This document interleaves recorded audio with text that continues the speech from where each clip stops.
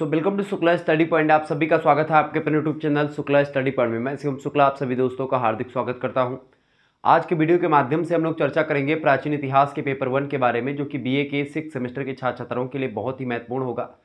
BA 6 semester के paper 1 में प्राचीन इतिहास के सिलेबस के अकॉर्डिंग अगर देखें तो आपको रिलीजन एंड फिलोसॉफी पढ़ना होता है, यानी कि धर्म और दर्शन के बारे में जानना होता है।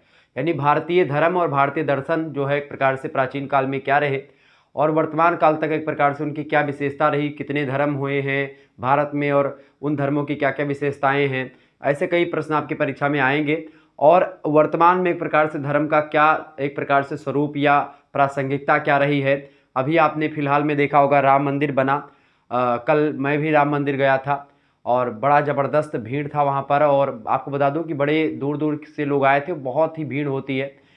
तो कहीं ना कहीं पे धर्म और आस्था का प्रतीक एक प्रकार से अयोध्या भी बन गया। पहले आप देखें बनारस में जो है एक प्रकार से बहुत ज़्यादा लोग इकट्ठा होते, तो बनारस जो है एक प्रकार से वो शैव मता अनुयायी जो होते ज़्यादा जाते हैं बनारस में। अयोध्या में राम मता अनुयायी यानी जो वैष्णव शाखा से हैं वो, ठीक है। अच्छा, वैष्णव शाखा में भी आप देखेंगे बहुत सारी शाखाएँ हैं, तो इन सभी चीज़ों के बारे में आपको बेसिकली जानना होगा। यहाँ पर एक होता है शाक्त शाखा। शाक्त माने होता शक्ति, यानी कि दुर्गा जी से रिलेटेड जो भी मंदिर होते हैं, दुर्गा जी से रिलेटेड जो धर्म होता है उसको जो है शाक्त धर्म कहते हैं। तो शैव, शाक्त, वैष्णव ये कई शाखाएं आपको भारतीय दर्शन में खास करके सनातन के एक प्रकार से भाग में देखने को मिलेंगे। इसके बाद में जैन और बौद्ध धर्म देखने को मिलेगा, ठीक है। ऐसे और भी तमाम प्रकार के फिर दर्शन हुए हैं, जिसमें वेदांत दर्शन से लेकर के चारवाक दर्शन, मीमांसा दर्शन, ऐसे तमाम प्रकार के दर्शन के बारे में आप जानेंगे, ठीक है। तो महासंग्राम रिवीजन क्लास है ये 2024 और 25 की परीक्षाओं के लिए।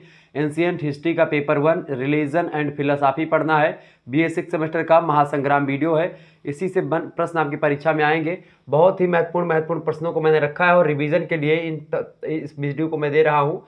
इसमें आप देखेंगे छोटे छोटे प्रश्नों के माध्यम से या थोड़े बड़े प्रश्नों को भी मैंने रखा है, दीर्घ उत्तरीय प्रश्नों को भी रखा है जो कि आपकी परीक्षा के लिए इंपॉर्टेंट है। तो इसके माध्यम से आप बहुत सारी जानकारी प्राप्त कर पाएंगे और बहुत ही इंपॉर्टेंट चीज़ें यहाँ पर आपको समझ में आएंगी, ठीक है। तो बिल्कुल चिंता करने की आपको आवश्यकता नहीं है, बहुत ही बारीकी से मैं आपको हर एक चीज़ को बताने का प्रयास करूँगा। यहाँ पर आप देखेंगे सॉरी, पहला प्रश्न आपकी स्क्रीन पर आ चुका है। सैंधव धर्म की प्रमुख विशेषताएं बताएं। अब ये सैंधव धर्म क्या है?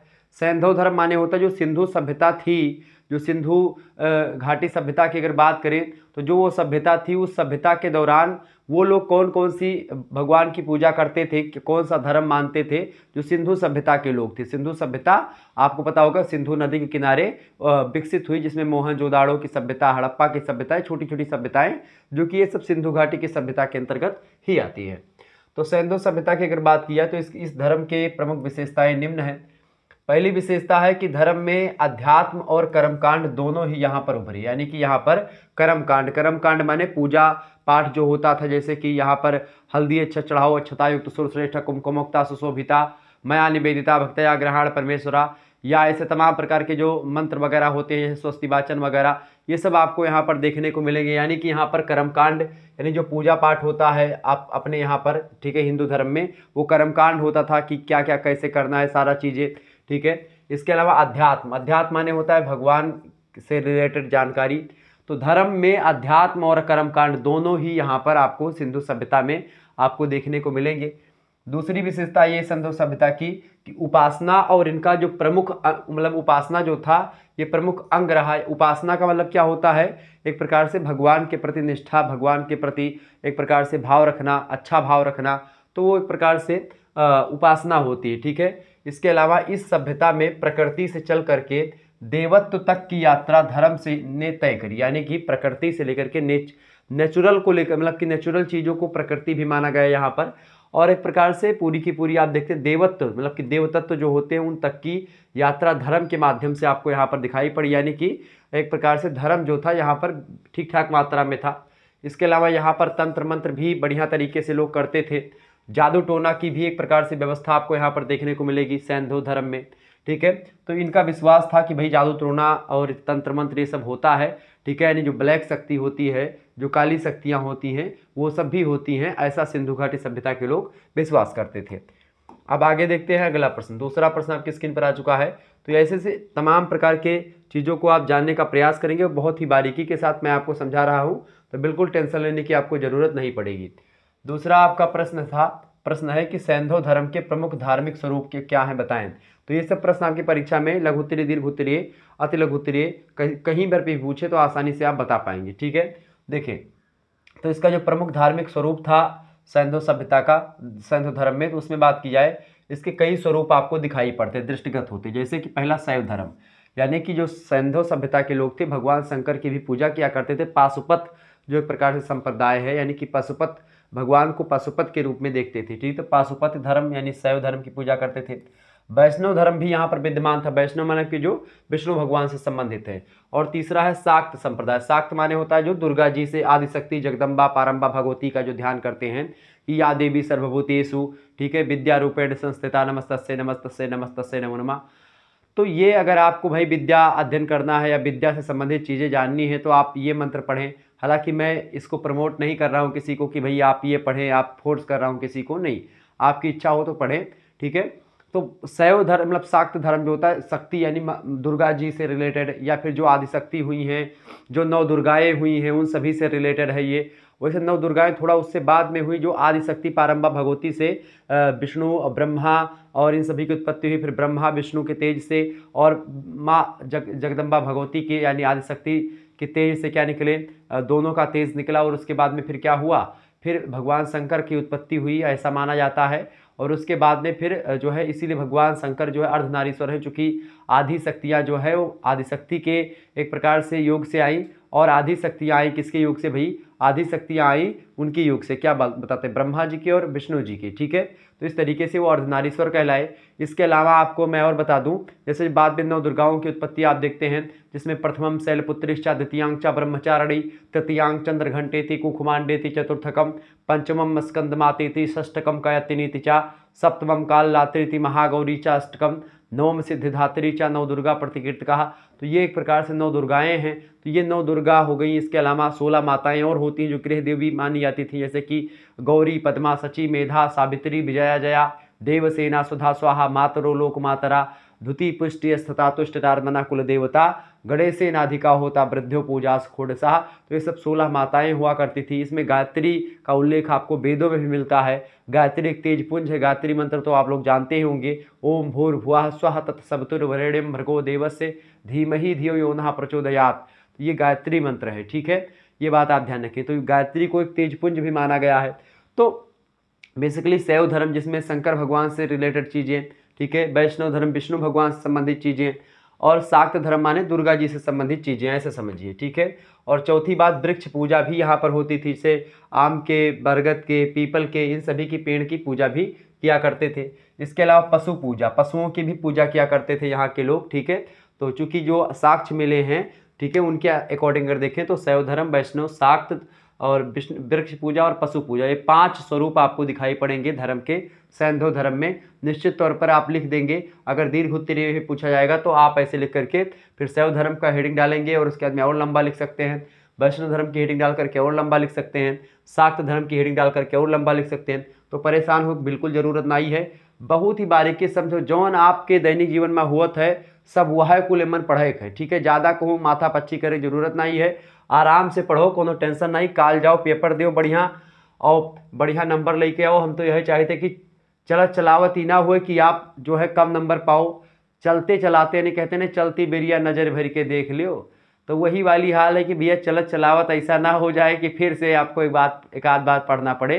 तो इसीलिए मैं आपका विशेष फोकस कर रहा हूँ, क्योंकि ये first impression is the last impression. यानी पहला, अगर आपको मैंने फर्स्ट सेमेस्टर में अच्छा पढ़ा दिया, फिर उसके बाद में लास्ट सेमेस्टर में अच्छा पढ़ा दिया, तो फिर जो है एक प्रकार से आपका भी जो है मन ठीक रहेगा, हमारा भी एक प्रकार से थोड़ा सा आत्मतृप्ति होगी कि भाई चलो ठीक है, अच्छा मैंने पढ़ाया। तो प्रयास मैंने पूरा कर रहा हूँ कि भाई आपको अच्छा पढ़ाया जाए। बाकी आप लोगों पर डिपेंड है कि आप कैसा करते हैं एग्ज़ाम हॉल में। एग्जीक्यूट आपको करना है, प्लान तो मैं बता ही रहा हूँ। ठीक है, ध्यान रखिएगा। तीसरा क्वेश्चन से आप देखेंगे, कहाँ भागत हो भैया, चलो तीसरा क्वेश्चन देखो, शैव धर्म। शैव धर्म का हुए भाई, शैव धर्म का समझा जाए, समझत हो ना हमारी भाषा, बिल्कुल ऐसे समझो देहाती भाषा में। कौन जरूरी नहीं है कि ज़्यादा विदेशी बने कोशिश करो। देखो हालांकि विदेशी तो कोई जरूरत नहीं है। शैव धर्म देखें, शैव धर्म माने शंकर भगवान, शैव माने शिव, शैव माने शिव, शिव से बना है शैव। तो जो भगवान शंकर से संबंधित जो एक प्रकार से पूजा पही होती है वो सब का हुए शैव धर्म हुए। भगवान शिव की पूजा करने वाले शैव धर्म से संबंधित माने गए हैं। शैव धर्म के अंतर्गत निम्न की पूजा का विधान है। निम्न माने इन सभी की है, निम्न माने नीचे जो लिखा गया है। पहला पशुपति शिव। पशुपति शिव एक प्रकार से पशुपत संप्रदाय के लोग पशुपत शिव की पूजा करते हैं, यानी शैव संप्रदाय में भी कई संप्रदाय हैं। पशुपत संप्रदाय हो गया। दूसरा होता है नर्तक शिव। नर्तक माने होता है एक पशुपत मतलब जो पशु के एक प्रकार से या बैल की आकार की या फिर एक प्रकार से पशु स्वरूपा भगवान शंकर। दूसरा होता है नर्तक यानी जो एक प्रकार से तांडव मुद्रा इस तरीके से भगवान शंकर, ऐसे तमाम शंकर भगवान जो शिव तांडव होता नहीं है, आप देखते हैं शिव तांडव की उत्पत्ति रावण जब एक प्रकार से उसका हाथ दब गया था तो उसने बोला था शिव तांडव कि जटाटवी गलत जल प्रवाह पावित स्थले गले अलम विलंबिताम भुजंग तंग मालिकाम डमट डमट डमन नाटबट डमर वयम चकार चंड तांडवम तनुत्तन शिवा शिवम जटाकटाह संभ्रमम निलिप लिप निर्झरी बिलोल बच्च बल्लरी विराजमान मूर्धनि धगत धगत धगत जलद ललाट पट्ट पावके किशोर चंद्र से खरे रति प्रतिक्षण ममा धरा धरेन्द्र नंदनी विलास बंध बंधुरा फुरद दिगद संतति प्रमोदमान मानसे कृपा कटाक्ष धोरणी निरुद्धुरापति कचित दिगंबरे मनो विनोद में तबस्तनी। तो ये ऐसे और भी आगे है, तो अभी चर्चा करेंगे तो बड़ा लंबा हो जाएगा। तो पशुपति शिव, नर्तक शिव जो एक प्रकार से नृत्य मुद्रा में होते हैं। दूसरे योगी शिव।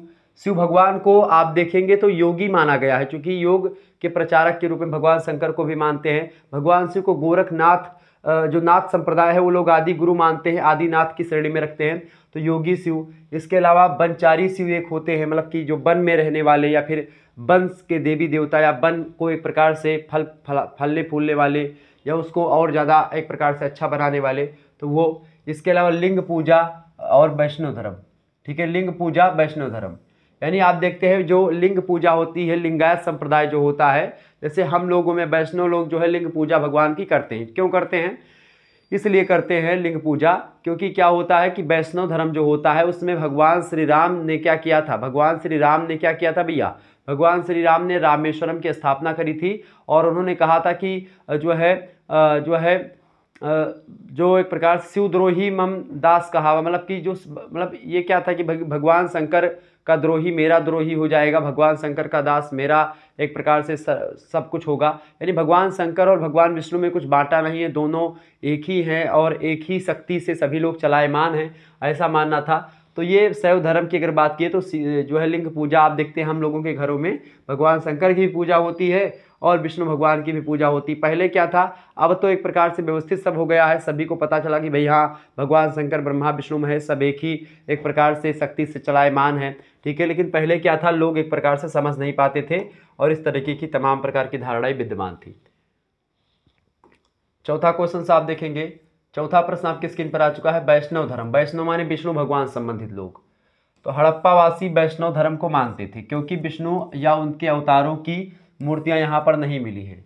तो हड़प्पावासी वैष्णव धर्म को मानते थे क्योंकि विष्णु या उनके अवतारों की मूर्तियां यहाँ पर नहीं मिली हैं। और ठिकानों पर बनी स्वास्तिक आकृति तथा सूर्य का चिन्ह वैष्णव संप्रदाय का सूचक है, बस केवल इसलिए क्योंकि यहाँ पर अवतारों की चीज़ें नहीं मिली हैं, या जैसे कि कृष्ण भगवान की मूर्ति, राम जी की मूर्ति नहीं मिली है, या इसके अलावा और भी अवतार जो हुए हैं मत्स्य अवतार या अन्य अवतार, उन सभी की मूर्तियां नहीं मिली। लेकिन सूर्य का चिन्ह जो वैष्णव संप्रदाय का सूचक है और जो स्वास्तिक आकृति है, स्वास्तिक आकृति आप जानते होंगे, ये स्वास्तिक आकृति होती है, ठीक है। ये स्वास्तिक आकृति अगर आप न जानते हो तो जान लें, ठीक है।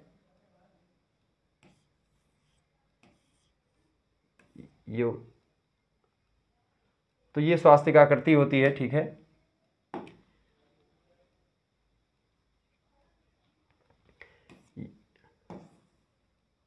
घरों में प्रायः लगाया जाता है स्वास्तिक, ठीक है। तो जो पहला मैंने बनाया था वही ठीक है, ठीक है। ये ऐसे करें, एक मिनट, ये ठीक है, ये होता है स्वास्तिक, ठीक है। अब इसके बगल अगर इधर दो दो लाइन खींच दो तो ये रिद्धि सिद्धि हो जाती है, रिद्धि सिद्धि गणेश भगवान की, ठीक है। कहते हैं रिद्धि सिद्धि के सहिताओ गणराजा एक गाना बना है, तो वो सब चीज़ें। तो एक प्रकार से स्वास्तिक चिन्ह ये वैष्णव संप्रदाय का सूचक माना जाता। तो इसीलिए चूंकि मूर्तियां तो नहीं मिली हैं हड़प्पावासी की, तो एक प्रकार से हड़प्पावासी बेसिकली शैव धर्म को मानते थे, क्योंकि विष्णु और उनके अवतारों की मूर्तियां नहीं मिली हैं, लेकिन फिर भी स्वास्तिक की आकृति और चिन्ह वैष्णव संप्रदाय के जो चिन्ह मिले हैं सूर्य का चिन्ह, इससे सूचना मिलती कि भाई हाँ वैष्णव धर्म को भी लोग मानते थे। ठीक है, ये बात आप ध्यान रखेंगे।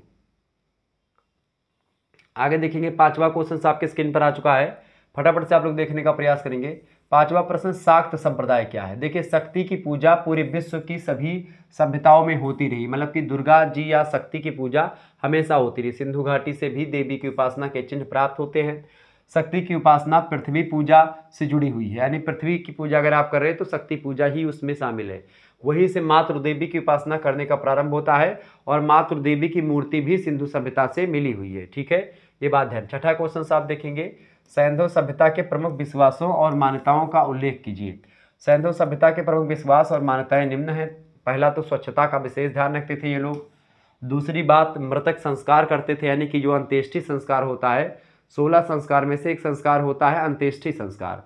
अंत्येष्टि मतलब जैसे जिसमें 13वीं संस्कार वगैरह होता है वो सब, तो मृतक संस्कार किया करते थे। इसके अलावा जादू टोना में विश्वास रखते थे। बलि प्रथा भी यहाँ पर थी। बलि प्रथा मतलब जैसे कि होता है कि पशुओं की बलि देते थे दुर्गा जी को, या फिर अन्य जो है लोगों को, ये क्या करते, अन्य देवताओं को बलि देते थे पशुओं की। ठीक है, उनका एक प्रकार से उनको मार करके बलि दिया जाता था। इसके अलावा धार्मिक पर्व और उत्सव भी मनाया करते थे सैंधव सभ्यता के लोग। तो ये प्रमुख विश्वास और मान्यताएं थी उनकी। ये जो आप लिखेंगे 5 पॉइंट अगर आप नोट डाउन कर लें ज़्यादा बेटर रहेगा। आगे देखेंगे 7वां क्वेश्चन आपके स्क्रीन पर आ चुका है। 7वां प्रश्न है भैया, प्रश्न है मातृ देवी। मातृ देवी की अगर बात की जाए तो मोहनजोदाड़ो और हड़प्पा संस्कृति से जो मिट्टी से बनी हुई मातृ देवी की मूर्तियां मिली हैं, और बेसिकली कई मूर्तियां प्राप्त हुई हैं। मातृ देवी की मूर्तियां आभूषण चिन्हों से अलंकृत हैं, यानी कई आभूषण चिन्ह हैं जिनसे एक प्रकार से सजायमान है, अच्छी दिखती है। मतलब कि मातृ देवी की मूर्ति जो एकदम से जो है बढ़िया, जैसे आप देखते मूर्ति आप देखेंगे अगर जो है नक्काशी जो होती है या अलंकरण किया जाता है तो ठीक उसी प्रकार से मूर्ति अलंकृत है। मातृ देवी की मूर्तियां जो है मिस्र से भी मिली है। मेसोपोटामिया, सीरिया, क्रीट, फिलिस्तीन, एलम और साइरस आदि देशों से प्राप्त हुई हैं। सिंधु प्रदेश में प्राप्त मातृ देवी की आदिशक्ति के रूप में पूजा की जाती थी। आदिशक्ति एक प्रकार से उन्हीं से ब्रह्मा विष्णु महेश सब चलायमान है आदिशक्ति से। ठीक है, ऐसा आप देखेंगे देवी पुराण में तो मिलेगा। ठीक है, तो देवी पुराण के अकॉर्डिंग अगर देखेंगे तो इसमें जानकारी मिलेगी, लेकिन पुराणों से पहले के एक प्रकार से सब चीज़ें हैं। तो मातृ देवी की पूजा यानी आदिशक्ति की पूजा यहाँ पर मिस्र में ही नहीं बल्कि संपूर्ण सभ्यताओं में, जो दुनिया की सबसे प्राचीन सभ्यताएं हैं, मिस्र की सभ्यता, मेसोपोटामिया की, सीरिया की सभ्यता, क्रीट, फिलिस्तान, एलम, साइरस, इन सभी देशों में आपको आदिशक्ति जगदम्बा की एक प्रकार से पूजा मिलेगी पहले से। ठीक है, आगे देखेंगे। अगला क्वेश्चन आपके स्क्रीन पर आ चुका 8वां नंबर, यानी कि जो आदिशक्ति जगदम्बा की पूजा है वो हर एक सभ्यता में, हर एक धर्म के लोगों में पहले से विद्यमान थी। 8वां क्वेश्चन से, वैदिक धर्म के विषय में आप क्या जानते हैं। ठीक है, संसार में प्रचलित अनेक धर्मों की अपेक्षा जो वैदिक धर्म है उसकी एक अलग विशिष्टता है। आध्यात्मिक प्रगति के हेतु देखें तो आर्यों के द्वारा वैदिक धर्म का विकास हुआ। आर्य जो आए थे भारत में, हालांकि भारत के ऊपरी हिस्सों में ही थे, कुछ लोग मध्य एशिया बताते हैं, कुछ लोग अन्य बताते हैं, तो ये पता नहीं कि आर्य कहाँ से आए, लेकिन आर्यों के द्वारा वैदिक धर्म का विकास हुआ। वैदिक साहित्य में वेद में खास करके 4 वेद हैं, ऋग्वेद, अथर्ववेद, सामवेद और यजुर्वेद। इसके बाद में फिर ब्राह्मण ग्रंथ आए। जो ब्राह्मण ग्रंथ हैं वो इन्हीं वेदों से संबंधित ब्राह्मण ग्रंथ हैं। इसके बाद इन्हीं वेदों से संबंधित उपनिषद हैं बहुत सारे, और आरण्यक ग्रंथ है। तो ब्राह्मण ग्रंथ, उपनिषद ग्रंथ, आरण्यक ग्रंथ और वेद, ऋग वेदों में 4 वेद, इन सभी का विकास हुआ। आर्यों ने क्या किया, अपने मेधा शक्ति, मेधा माने एक अपनी जो मेंटल शक्ति होती है, मेंटल पावर, उसके बल पर किया इन सभी का विकास। और वैदिक धर्म को प्रायः कर्मकांड से भी जोड़ा जाता है, क्योंकि आप देखेंगे वैदिक धर्म में ऋग्वेद में जहाँ मंत्रों का उल्लेख है, वहीं अथर्ववेद में एक प्रकार से जादू टोना टटका और तमाम प्रकार की दवाओं के बारे में बताया गया है। ठीक है, सामवेद में संगीत के बारे में बताया गया है। यजुर्वेद की अगर बात की तो यजुर्वेद में आपको एक प्रकार से तमाम प्रकार के कर्मकांड वगैरह जो हैं, यज्ञ वगैरह के विधान, यज्ञ कैसे करवाए जाएंगे, क्या क्या होगा, सारी जानकारी आपको यजुर्वेद में दी गई है। ठीक है, ये बात आप ध्यान रखेंगे। 9वां नंबर क्वेश्चन आप देखेंगे। 9वां नंबर प्रश्न आपकी स्क्रीन पर आ चुका है, फटाफट से आप लोग देखने का प्रयास करेंगे। 9वां नंबर क्वेश्चन से, पूर्व वैदिक कालीन धर्म की प्रमुख विशेषताएं बताएं। पूर्व वैदिक कालीन जो धर्म होता है, पूर्व वैदिक कालीन मतलब कि वैदिक काल से पहले, तो पूर्व वैदिक कालीन धर्म की निम्नलिखित विशेषताएं थी। पहली विशेषता थी प्रकृति की शक्ति संपन्नता में विश्वास करते थे, यानी प्रकृति की शक्ति, प्रकृति माने नेचर की पूजा की जाती थी। इसके अलावा बहुदेववाद था, कई देवी देवताओं की पूजा होती थी। तीसरी बात, देवताओं का मानवीकरण किया गया था, देवताओं को एक प्रकार से मानवीय स्वरूप में देखने का प्रयास। इसके अलावा एकेश्वरवाद की अवधारणा भी चली यहाँ पर, यज्ञों की अधिकता भी थी। इसके अलावा जो है आशावादी धार्मिक दृष्टिकोण था कि भाई भगवान कहीं ना कहीं पे जो है ना कि भगवान जो करता है अच्छा ही करता है, या आशा करते थे कि भाई अभी नहीं अच्छा हुआ है तो कल को अच्छा होगा, इस तरीके की एक प्रकार से विचारधारा। इसके अलावा 10वां क्वेश्चन है उत्तर वैदिक काल। उत्तर माने होता है बाद में, वैदिक काल माने वैदिक काल के बाद वाला जो सिचुएशन है, थोड़ा सा बाद। तो उत्तर वैदिक कालीन धर्म की विशिष्टताओं की अगर बात की जाए तो उत्तर वैदिक कालीन धर्म के अंतर्गत निम्न बातें सम्मिलित थी। पहली बात, यज्ञ का नया दृष्टिकोण सामने आया। दूसरी बात, उत्तर वैदिक कालीन धर्म में नूतनता आई, नूतनता माने नवीन दृष्टिकोण आया, नई नई चीज़ें यहाँ पर प्रयोग होने लगी। एकेश्वरवाद की भावना सामने आई, यानी एक ईश्वर की बात। इसके अलावा दार्शनिक विचारधारा में वृद्धि होती है। पुनर्जन्म और मोक्ष तथा स्वर्ग नरक की जो अवधारणा है वो भी यहाँ पर आपको देखने को मिलती है। पुनर्जन्म होता है व्यक्तियों का, मोक्ष मिलता है किसी को। मोक्ष मिलना मतलब कि अब दोबारा से आपका पुनर्जन्म नहीं होगा, उसको मोक्ष बोलते हैं, ठीक है। तो धर्म अर्थ काम और मोक्ष ये 4 पुरुषार्थ होते हैं। धर्म अर्थ काम इन तीनों का समन्वय जो व्यक्ति कर लेता है उसको मोक्ष मिलता था। तो ये सारी चीज़, स्वर्ग नरक, अगर आप अच्छा कर्म करेंगे तो आपको स्वर्ग मिलेगा, आप बुरा कर्म करेंगे तो आपको नरक मिलेगा, ये अवधारणा एक प्रकार से विद्यमान थी। तप, तप माने होता है एक प्रकार से जो तपस्या की जाती थी, तो तपस्या का भी प्रावधान आपको मिलेगा। इसके अलावा भक्ति संप्रदाय का अभ्युदय हुआ, यहाँ पर भक्ति संप्रदाय तमाम प्रकार के निकले। तो इस तरीके से जो उत्तर वैदिक काल है यहाँ पर एक प्रकार से धर्म का एक प्रकार से एक जबरदस्त रूप हमारे समक्ष आने का प्रयास मतलब आने लगता है। आगे देखेंगे 11वां क्वेश्चन आपकी स्क्रीन पर आ चुका है। 11 नंबर क्वेश्चन आपकी स्क्रीन पर आ चुका है। ऋग्वेद में सविता विश्वान साबितुरतान्यत्र पारासु यद भद्रम तन्न आसु, ये वेदों में वर्णित ही है। एक प्रकार से भगवान सूर्य के लिए वेदों में सविता शब्द का प्रयोग किया गया है, और बेसिकली ऋग्वेद में सविता शब्द का जो वर्णन किया गया 170 बार किया। कितनी बार? 170 बार किया गया। सविता शब्द में सूर्य का दिन में व्यक्त होने वाला रूप जो होता है उसी को सविता कहते हैं, और रात्रि में अव्यक्त रहने वाला रूप दोनों ही सम्मिलित होता है, यानी कि सविता शब्द जो होता है सावित्रुवा, ठीक है। तो सविता जो शब्द है ये सूर्य का दिन और रात दोनों में व्यक्त होने वाला एक प्रकार से जो रूप होता है उसी को सविता कहते हैं, भगवान सूर्य से संबंधित है। कहीं कहीं पर सूर्य और सविता का अंतर भी दृष्टिगोचर होता है, यानी कहीं कहीं पर सूर्य और सविता को अलग भी बताया गया है, लेकिन बेसिकली अगर देखें कई स्थानों पर जो 170 बार मिला है उसमें सूर्य भगवान के ही एक प्रकार से लिए सविता शब्द का प्रयोग किया गया है वेदों में, खास करके ऋग्वेद में ही हुआ है।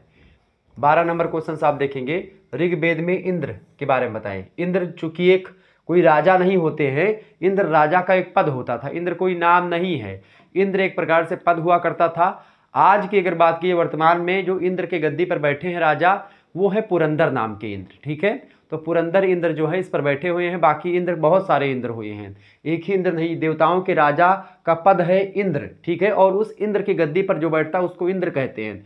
तो वर्तमान में पुरंदर नाम के इंद्र जो है वहां पर बैठे हुए हैं गद्दी पर, ध्यान रखेंगे। तो ऋग्वेद में इंद्र चूंकि वैदिक काल में राष्ट्रीय देवता माना जाता था। इंद्र की स्तुति ऋग्वेद के 250 सूक्त में की गई है, 250वें सूक्त में।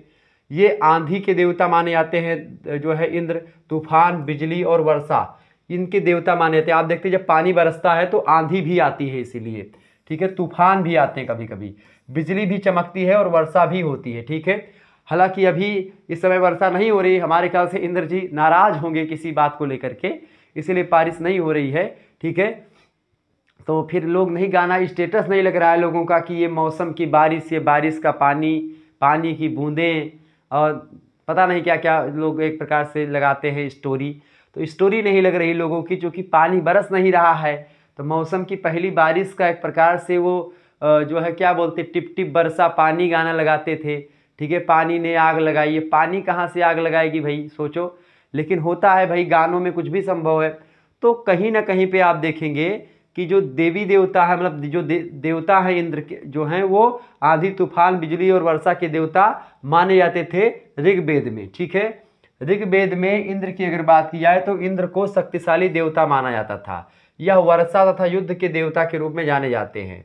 तथा आकाश, अंतरिक्ष और पृथ्वी से भी बड़े देवता माने जाते थे इंद्र। यानी इंद्र एक प्रकार से देवताओं के राजा माने जाते हैं, ठीक है, ये बात आप ध्यान रखेंगे। यानी इंद्र एक गद्दी है और उस गद्दी पर जो बैठता है उसी को देवता मानते, मतलब इंद्र मानते थे। तो इंद्र जो का अधिकार होता था आंधी, तूफान, बिजली, वर्षा ये सब करवाना, ठीक है। आगे देखेंगे अगला क्वेश्चन से 13 नंबर प्रश्न आपके स्क्रीन पर आ चुका है, फटाफट से आप देखेंगे। 13वां क्वेश्चन आपके स्क्रीन पर आ चुका है। ऋग्वेद में ऊषा का क्या मतलब होता है? ऊषा, फटाफट से आप बताएंगे। तो ऊषा जो है प्रातःकाल की अधिष्ठात्री देवी होती है, यानी जो प्रातःकाल में कहते नहीं ऊषा, ऊषा माने प्रातःकाल की जो देवी होती है, जो प्रातःकाल का वातावरण मौसम आप देखते हैं इतना जो है अच्छा बन जाता है। तो ऊषा उसी को एक प्रकार से पहली बेला जो होती है सूर्य की, या जो है एक प्रकार से इसको बोलते हैं ब्रह्म मुहूर्त, उस समय के दौरान। तो ऊषा प्रातःकाल की अधिष्ठात्री देवी है। ऋग्वेद में 20वें सूक्त, मतलब 20 सूक्तों में इनका उल्लेख किया गया है और 300 से भी अधिक बार इनका उल्लेख, यानी ऊषा का उल्लेख किया गया है ऋग्वेद में। इनका शरीर जो है और वस्त्र सुंदर हैं तथा वक्षस्थल नर्तकी के समान इनका, यानी कि नृत्य करती हुई ऐसे दिखाया गया है। ये कुमारी की भांति छवि प्रसारित करती हैं। पूरब दिशा में उदित होकर के अंधकार का नाश करती हैं ये, ठीक है। पूरब दिशा में उदय होकर के ऊषा सविता से ही संबंधित है। सविता भगवान सूर्य हैं और ऊषा चूंकि आप देखते हैं जब रात्रि होती है, खूब अंधकार होता है, तो एक ऊषा की सूर्य भगवान से निकलने से पहले एक जो किरण आती है, एक लालिमा, या लालिमा से पहले आप देखते एक उजाला आता है, एक मंद मंद उजाला आता है, वो उजाला ऊषा कहलाती है, ठीक है। ये बात आप ध्यान रखेंगे। आप देखें, आपने कभी सोचा कि दुर्गा जी की मूर्ति या फिर जितनी भी देवी देवताओं की मूर्ति है वो एकदम इतना अट्रैक्टिव क्यों बनाई जाती? ताकि आप उन्हीं को देखें और आपका ध्यान आकर्षित, मतलब इधर उधर विचलित ना हो और आपका ध्यान केंद्रित हो। ध्यान केंद्रित करने के लिए मूर्ति पूजा सनातन धर्म में एक प्रकार से मानी गई, ठीक है। जो लोग कहते हैं कि मूर्ति पूजा ये है कि पाथर पूजे हरि मिले तो मैं पूजू पहाड़, ताते तो चकिया भली पी सिखाए संसार, वो शायद ये नहीं जानते हैं कि इसका लक्ष्य क्या है, इसका उद्देश्य क्या रखा गया है, ठीक है भाई। लोग एक प्रकार से, कुछ लोग कहते हैं कि भाई भगवान ने तुमको बनाया, तुम भगवान को कैसे बना सकते हो? ऐसी बात नहीं है। भगवान का एक रूप, एक प्रतीक मान करके पूजा करी जाती है, ताकि भैया अगर एक घर में बैठ के पूजा करबो तो क्या देख के पूजा करबो।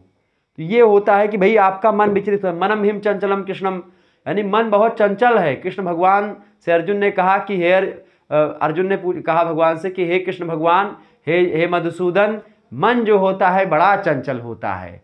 अब ये मन पर कंट्रोल कैसे किया जाए? तो इंद्रियों को अपने बस में करने के लिए जरूरी होता है ध्यान केंद्रित करने का। और ध्यान केंद्रित करने का काम कौन करता है? जो अट्रैक्टिव मूर्तियां होती हैं ये करती हैं, ठीक है। इसीलिए ताकि आपकी निगाह कभी विचलित ना हो, आप किसी सुंदर लड़की को देखें तो आपका ध्यान उधर ना चला जाए, ठीक है। इसीलिए एक प्रकार से मूर्तियां इतनी सुंदर बनाई जाती हैं। क्यों बनाई जाती हैं? ताकि जो है, और हो सकता था कि भाई कलाकार लोग मूर्तियों को बूढ़ी औरत की भांति दिखाते, ठीक है, लेकिन क्यों नहीं दिखाया? क्योंकि आप जब किसी युवा स्त्री को देखेंगे, युवा लड़की को देखेंगे, तो उसको देखने के बाद में आपके दिमाग में व्यभिचार नहीं आएगा, आपके दिमाग में मातृत्व भाव आएगा। यानी कि जो है अपनी नारी को छोड़ सभी दुनिया में जितनी नारी हैं, रिश्ते में मेरे कुछ और नहीं, माँ बेटी बहन हमारी है। जब ये भावना विकसित होगी तब एक प्रकार से जो है आपका मन जो होगा वो केंद्रित होगा और आप अच्छे तरीके से पूजा कर पाएंगे। तो ध्यान जो होता है वो एक प्रकार से केंद्रित करने के लिए मूर्ति पूजा की जाती है। क्लियर? ये बात आप ध्यान रखेंगे। तो ये पूरब में उदित होकर के ऊषा जो देवी हैं ये अंधकार का विनाश करती हैं, ठीक है। आगे देखेंगे अगला क्वेश्चन आपके स्क्रीन पर आ चुका है। 14 नंबर प्रश्न आपके स्क्रीन पर आ चुका है, फटाफट से आप देखेंगे। 14 नंबर प्रश्न है भैया, पृथ्वी का वर्णन जो है ये धौस के साथ हुआ है। इनकी स्तुति केवल एक ही सूक्त में करी गई है। पृथ्वी के सभी विशेषताएं भौतिक पृथ्वी में दिखाई देती हैं, यानी कि जो पृथ्वी का स्वरूप वर्तमान में है, पृथ्वी एक देवी के रूप में मानी गई हैं। यह उर्वरा करने वाली, औषधि धारण करने वाली, पर्वतों का भार वहन करने वाली, यानी पर्वत इन्हीं पर टिके हुए हैं, और अपने गर्भ में अपार खनिज संपदा को धारण करने वाली हैं। ये देवी पृथ्वी माता होती हैं, जो माता सीता की एक प्रकार से क्या हैं? माता जी हैं। माता सीता इसी से निकली थी ना, पृथ्वी से ही निकली थी माता सीता। जब जनक जो है हल जोत रहे थे तो उस दौरान निकली थी, ठीक है, और उसके बाद फिर यही उसी में समा गई थी, ठीक है। ये बात आप ध्यान, पृथ्वी में ही। आगे देखेंगे अगला क्वेश्चन आपकी स्क्रीन पर आ चुका है 15वां नंबर क्वेश्चन आपकी स्क्रीन पर आ चुका है। प्रश्न है भैया, समझ में आ रहा है ना, मजा आ रहा है पढ़ने में, चलो आगे बढ़ा जाए। आर्यों के देवी देवताओं की जो है कोटियां बताएं। कोटियां का मतलब क्या होता है, प्रकार, ठीक है। तो समस्त देवी देवताओं को 3 कोटियों में बांटा गया है। पहले थे आकाशवासी, यानी जो आकाश में रहने वाले देवता है वो। दूसरे होते पृथ्वी पर रहने वाले देवता, ठीक है, मतलब तीसरे और अंतरिक्षवासी, दूसरे अंतरिक्षवासी। अंतरिक्ष और आकाश दोनों में अंतर होता है। आकाशवासी देवताओं में धौस, वरुण, मित्र, सूर्य, सविता, पूखन, विष्णु, अदिति और इसके अलावा उषा, अश्विन, ये सब आकाश में रहने वाले देवता हैं, ठीक है। ये बात आप ध्यान रखिए, देवी देवता। अंतरिक्षवासी में जैसे अंतरिक्ष में इंद्र, रुद्र, मारु। मारु मतलब रुद्र माने जैसे भगवान शंकर का एक रूप रुद्र, मारु माने एक प्रकार से मरुत, ठीक है। इसके अलावा वातप पर्जन्य, ठीक है। इसके अलावा तो ये हो गए आपके अंतरिक्षवासी देवी देवता। पृथ्वी पर अग्नि हो गई, सोम है, पृथ्वी है, बृहस्पति, सरस्वती, आग, ये सब एक प्रकार से पृथ्वीवासी देवता या देवी देवता माने जाते हैं। तो ये एक प्रकार से देवी देवताओं की 3 कोटियां आप बांट सकते हैं, ठीक है। वैसे 33 कोटि देवी देवता जो होते हैं उनमें कोटि माने प्रकार होता है, 33 करोड़ नहीं होता है, 33 कोटि माने प्रकार होता है। कोटि चूंकि हिंदी में भैया पर्यायवाची शब्द नाम आपने सुना होगा, तो पर्यायवाची कोटि माने करोड़ भी होता है, कोटि माने एक प्रकार से प्रकार भी होता है। क्लियर, ये बात आप ध्यान रखेंगे।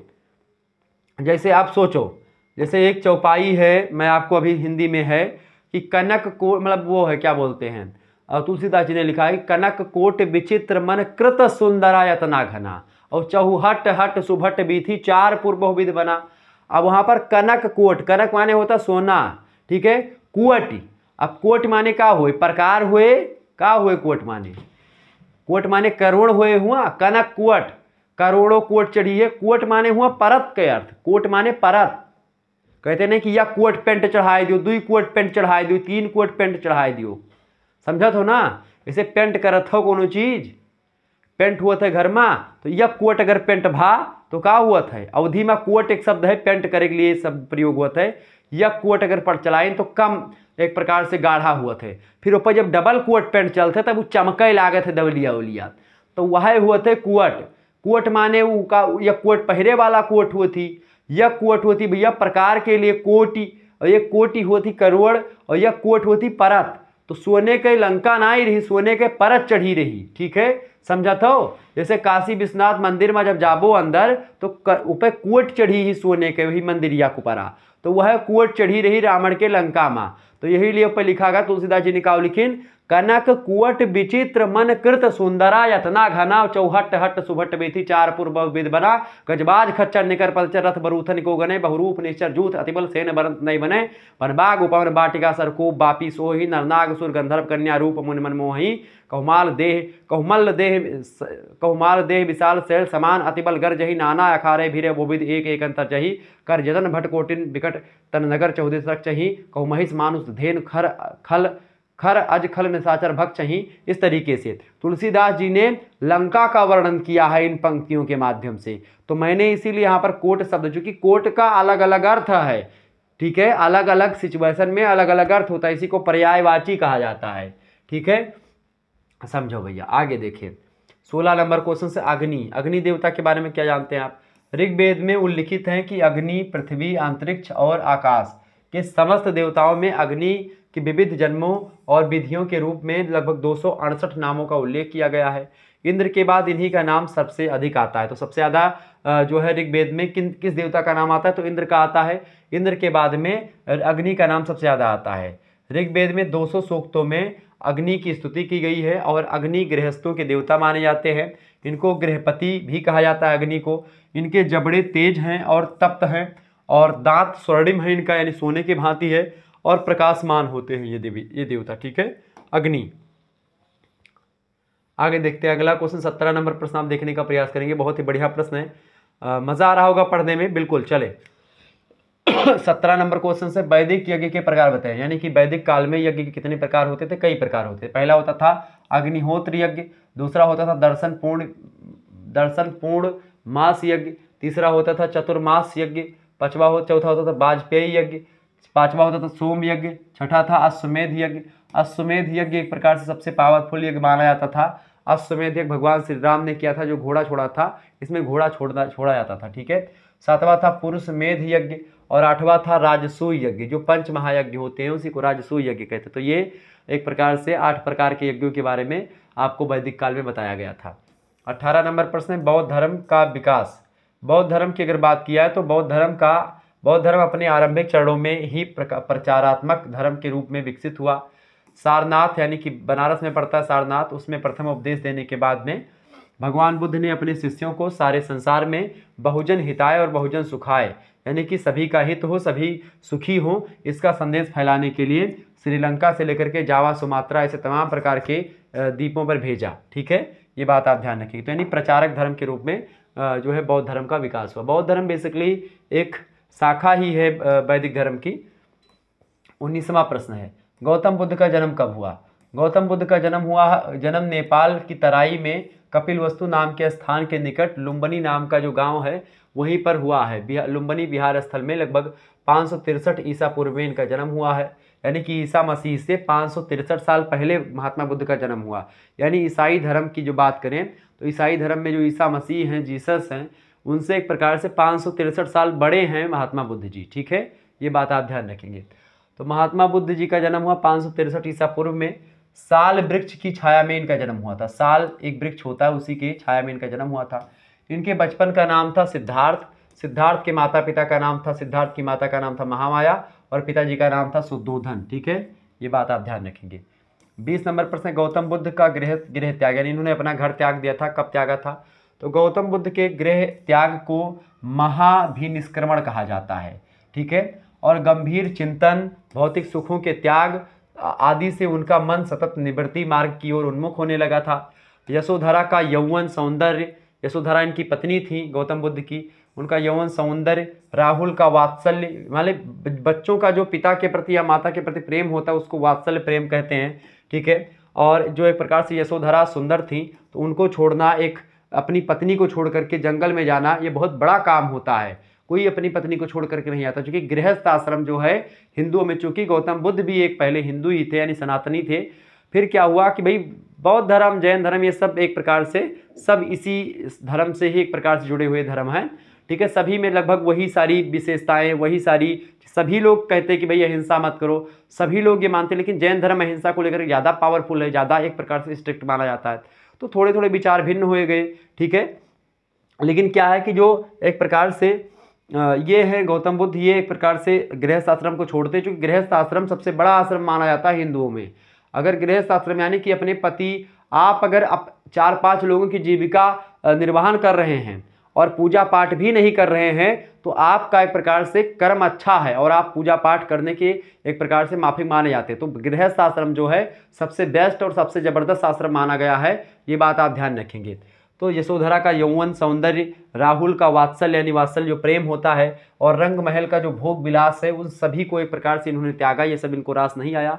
एक रात वह चुपचाप उठे और पत्नी और पुत्र को सोता छोड़ करके अपने कंधक घोड़े पर सवार होकर के, सारथी जो था छंदक उसका नाम था, उसके साथ कपिलवस्तु से विदा ले लेते हैं और इस तरीके से एक प्रकार से ये गृह त्याग देते हैं। कहा जाता है कि पहले एक इनका चन्ना नाम का सारथी था। चन्ना के साथ जब ये बाहर निकले थे घूमने के लिए तो उन्होंने देखा कि भाई ये मुर्दा है।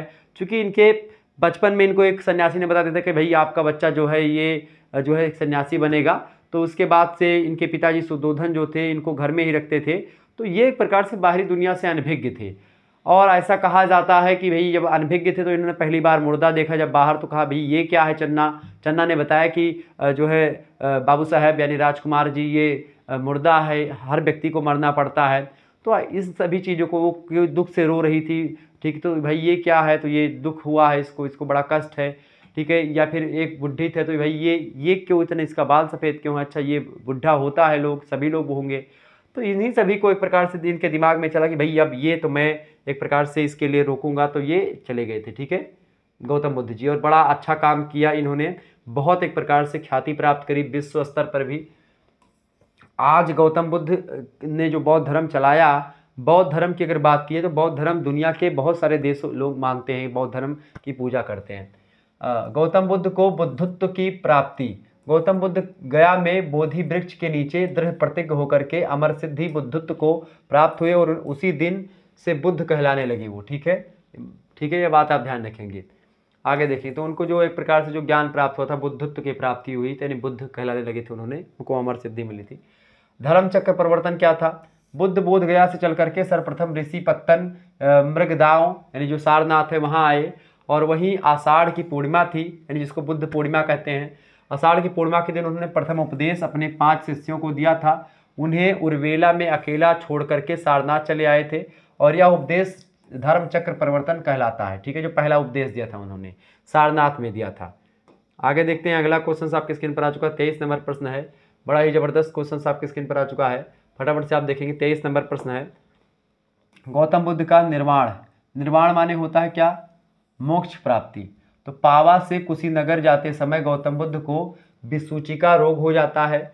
वहाँ से भगवान कुशीनगर की ओर चल देते हैं, और हिरण्यवती को पार कर नगर के इस ओर साल वन में चारपाई बिछा दी गई, और वहीं वह निर्वाण को प्राप्त हो जाते हैं। बुद्ध का निर्वाण काल जो रहा है यानी मृत्यु, वो ईसा पूर्व की 544 ईसा पूर्व में इनका यानी BC में इनकी मृत्यु हो जाती है। ये बात आप ध्यान रखेंगे। आपको बता दूं कि गौतम बुद्ध की अगर बात किए तो वेदों में भी मतलब कि इनका वर्णन जो है, जो सनातन धर्म है, हिंदू धर्म है, उसमें भी मिलता है। इनको अवतार की श्रेणी में विष्णु भगवान का एक अवतार माना जाता है गौतम बुद्ध जी को। चूँकि आप देखते हैं जब उसमें क्या बोलते हैं, आज भी जब हिंदू धर्म का संकल्प होता है तो उसमें गौतम बुद्ध जी का नाम आता है। ये देखिए, जैसे हरि ओम तत्सत तत्सत विष्णु विष्णु विष्णु द्वितीय अपराधे श्री श्वेत 12 कल्पे वैवस्वत नाम के मनु इस समय शासन कर रहे हैं। वैवस्वत मतलब कि मैंने पहला चैप्टर पढ़ा, उसमें बताया कि भाई 14 मनु होते थे, जिनमें 7वें मनु इस समय चल रहे हैं। वैवस्वत मनवंतरे अष्टाभिसंगत में युगे कल प्रथम चरणे बौद्धा अवतारे, बौद्ध अवतार है इस समय, बौद्ध अवतार चल रहा है। उसके बाद में कल की अवतार होगा। बौद्धा अवतारे भूरलोके जम्बूद्वीप भरतखंडे भारतवर्ष आर्यावर्त संगते, इस तरीके से बोला जाता है। तो बौद्ध अवतार चल रहा है। 24 नंबर पर से बुद्ध के 4 आर्य सत्य क्या है? बुद्ध ने जीवन संबंधी 4 आर्य सत्यों का प्रवर्तन किया। पहला था सर्व दुख, यानी कि सर्व दुख जो होता है वो दुख ही होता है। दुख समुदय, दुख निरोध गामिनी मार्ग यानी अष्टांगिक मार्ग जो है, ये सभी एक प्रकार से इनके प्रवर्तन इन्होंने किया। ठीक है, सभी के बारे में बताया। दुख को लेकर के बड़े ज्यादा एक प्रकार चिंतित रहते थे। 25 नंबर क्वेश्चन आप देखेंगे, प्रश्न अष्टांगिक मार्ग।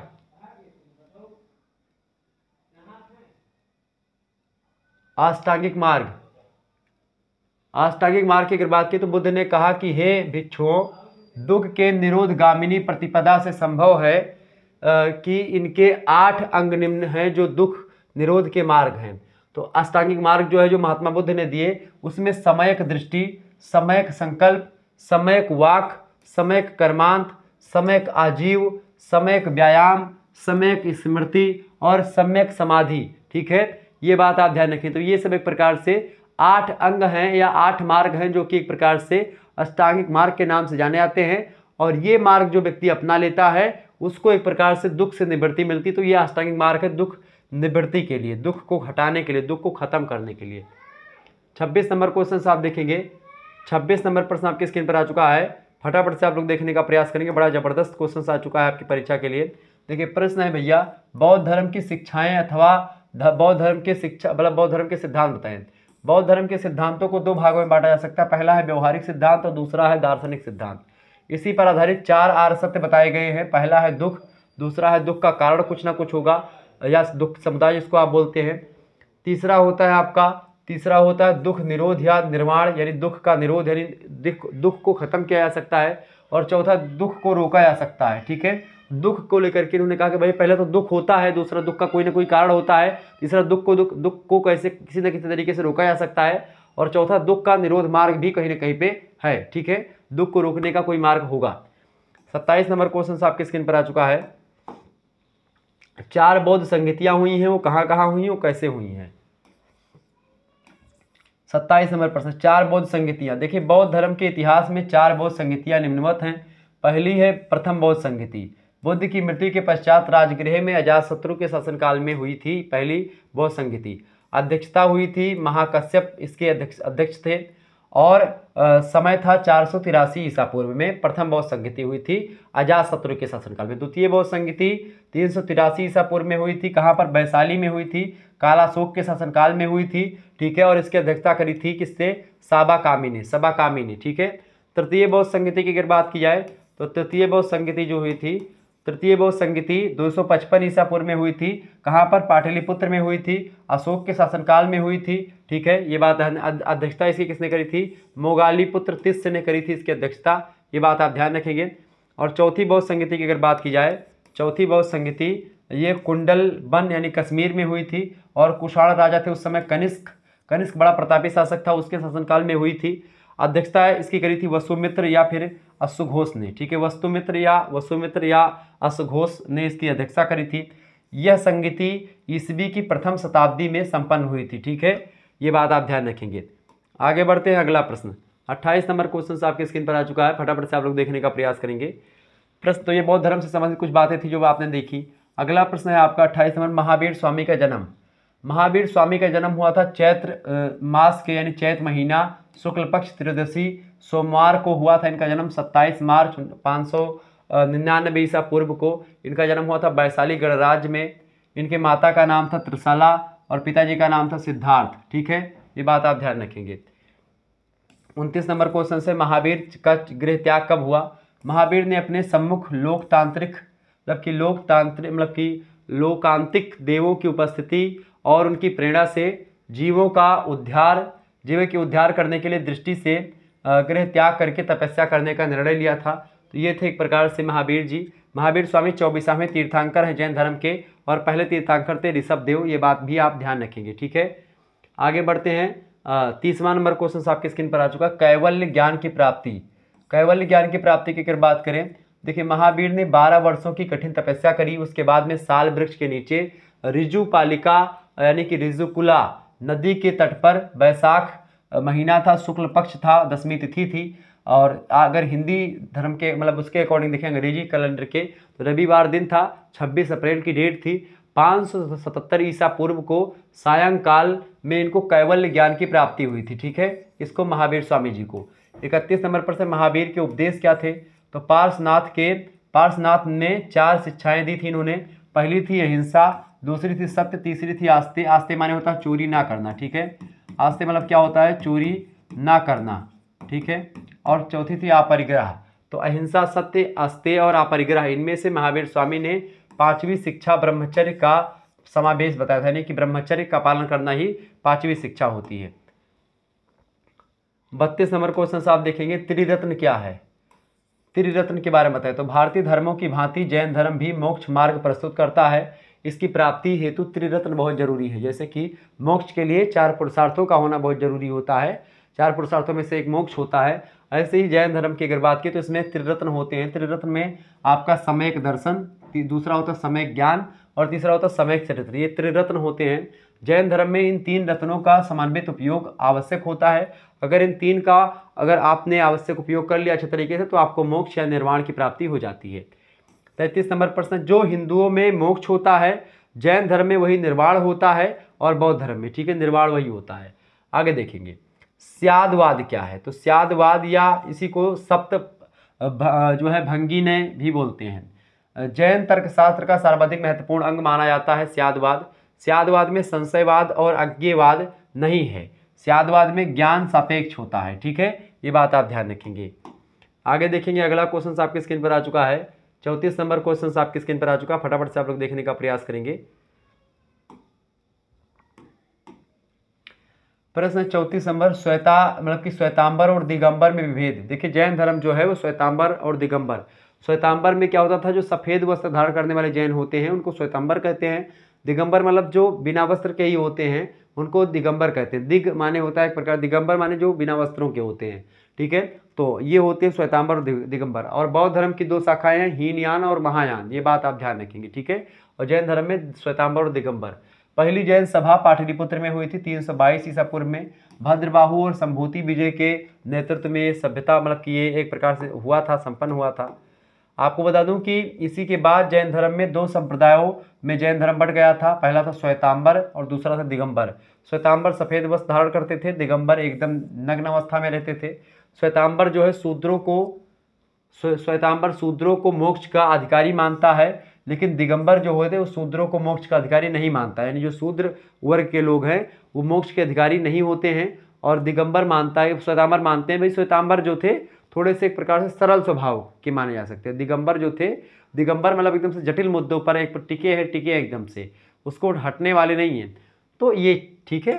35 नंबर क्वेश्चन, शैव धर्म। शिव से संबंधित धर्म को शैव धर्म कहा गया है। इस धर्म के भक्तों और अनुयायियों को शैव कहा जाता है। शैव धर्म मतावलंबियों के प्रधान इष्ट देव जो है भगवान शंकर जी हैं, भोलेनाथ बाबा हैं। ठीक है। त्र्यंबकम यजामहे सुगंधिम पुष्टिवर्धनम उर्वारुकमिव बंधनात् मृत्युर्मोक्षे मामृतात्, भगवान भोलेनाथ। ठीक है। 36 नंबर, शैव धर्म के विभिन्न संप्रदायों के नाम लिखें।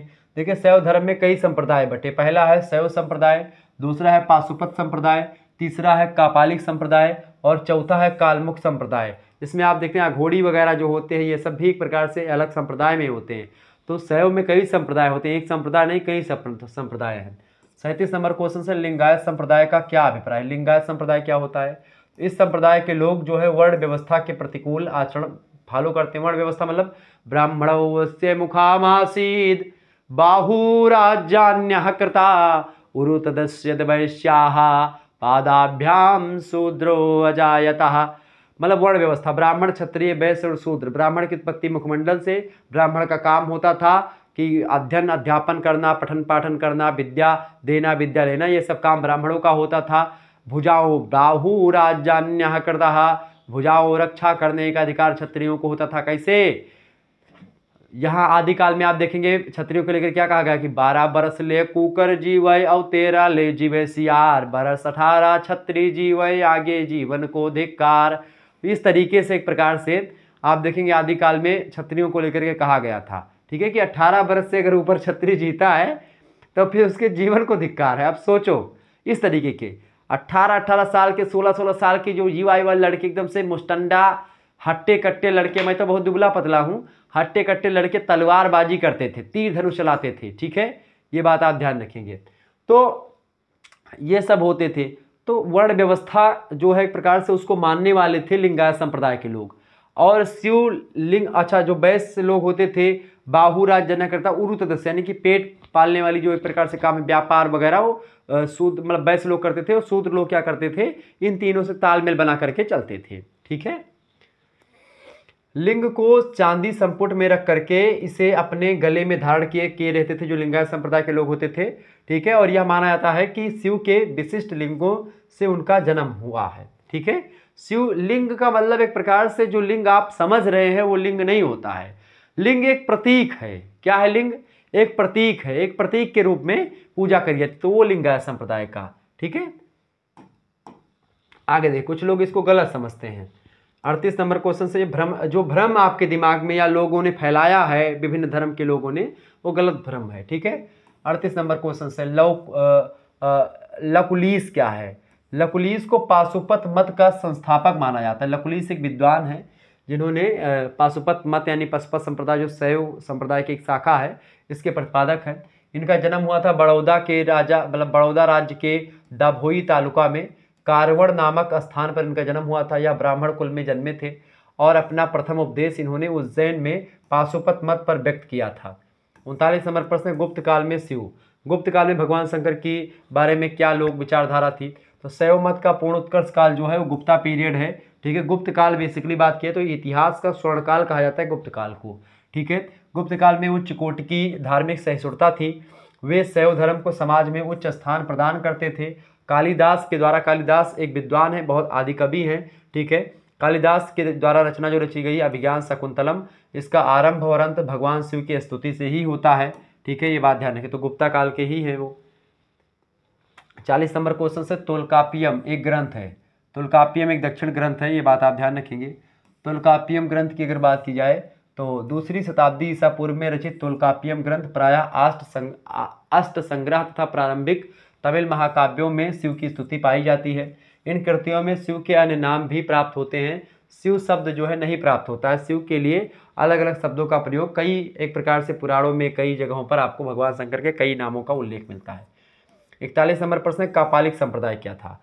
कापालिक संप्रदाय के इष्ट देव है भैरव बाबा। भैरव जी को अगर आप ना जानते तो भैरव एक प्रकार से भैरव मंदिर आप देखेंगे, काल भैरव या जो भैरव होते हैं एक प्रकार से कुत्ते मतलब जो कुत्ते होते हैं उनको भैरव बाबा के रूप में पूजा आता है। आप देखेंगे जब बनारस में आप जाएंगे तो भैरव बाबा का दर्शन करेंगे तो काल भैरव कुत्ते को एक प्रकार से बेसिकली कहा जाता है, लेकिन उस कुत्ते के रूप में जब भगवान शंकर का एक अंश है भैरव बाबा, ठीक है, तो कहा जाता है कि कुत्ते की सवारी है उनकी, तो उस पर बैठ करके आते हैं। तो कापालिक संप्रदाय के इष्टदेव भैरव हैं जिन्हें शंकर का अवतार माना जाता है, शंकर के ही एक प्रकार से अंशावतार हैं।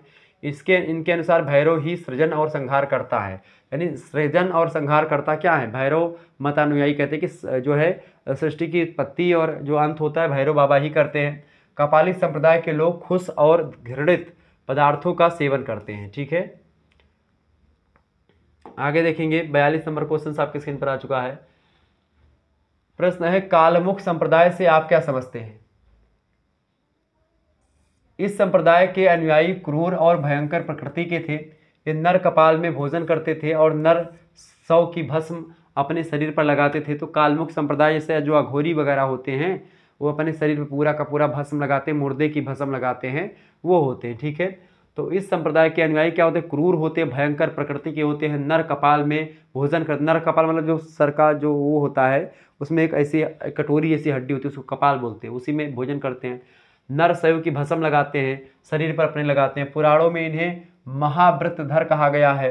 यह संप्रदाय अधिक दिन तक अस्तित्व में नहीं रहा, लेकिन अभी भी कहीं कहीं पर बहुत लोग बचे हुए हैं जो अघोरी संप्रदाय अघोरी में आते हैं। 43 नंबर प्रश्न, वैष्णव धर्म। वैष्णव धर्म के मूल आराध्य देव है भगवान विष्णु। पाणिनि के अष्टाध्यायी से ज्ञात होता है कि वासुदेव कृष्ण की पूजा की परंपरा उस युग में थी।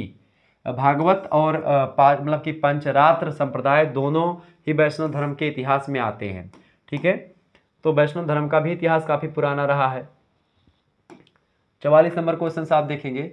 44 नंबर प्रश्न, विष्णु के विविध नाम। भगवान विष्णु के, विष्णु भगवान के कई नाम है। पहला है चक्रपाणी, दूसरा है चक्रधर, तीसरा गोविंद, चौथा गदाधर, पांचवा जनार्दन, छठा चित्रकूट स्वामी, आगे देखें दामोदर। तमाम प्रकार के नाम भगवान विष्णु के हैं।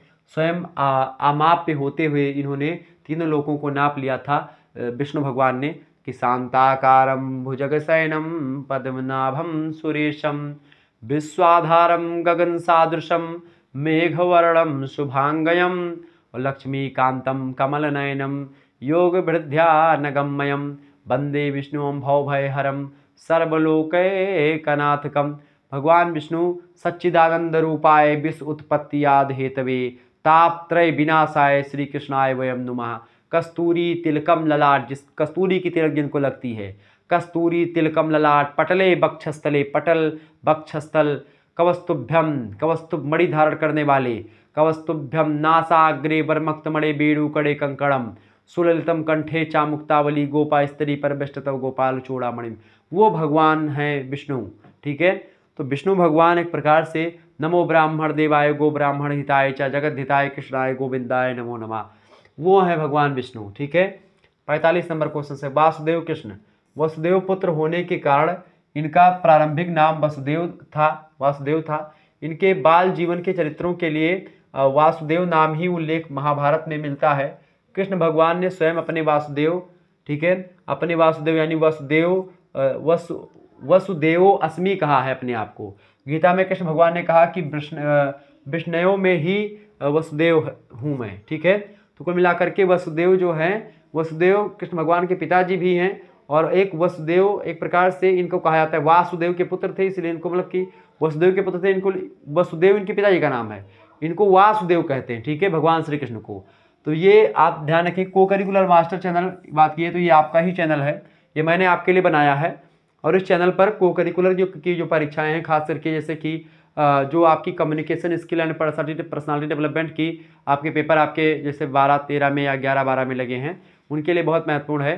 तो आप डॉक्टर राम मनोहर लोहिया से पढ़ रहे हैं या किसी विश्वविद्यालय में पढ़ रहे हैं, सभी के लिए बहुत महत्वपूर्ण है। तो आप जाकर को करिकुलर मास्टर चैनल को सब्सक्राइब कर लें, क्योंकि यहाँ पर बहुत सारी वीडियोज़ आपको मिलने वाली है, ठीक है। बहुत सारी वीडियोज़, बहुत सारे विश्वविद्यालय क्वेश्चन पेपर हुए हैं, उनको मैंने सॉल्व करवाया, तो आप जाकर के को करिकुलर मास्टर चैनल पर देख लीजिएगा।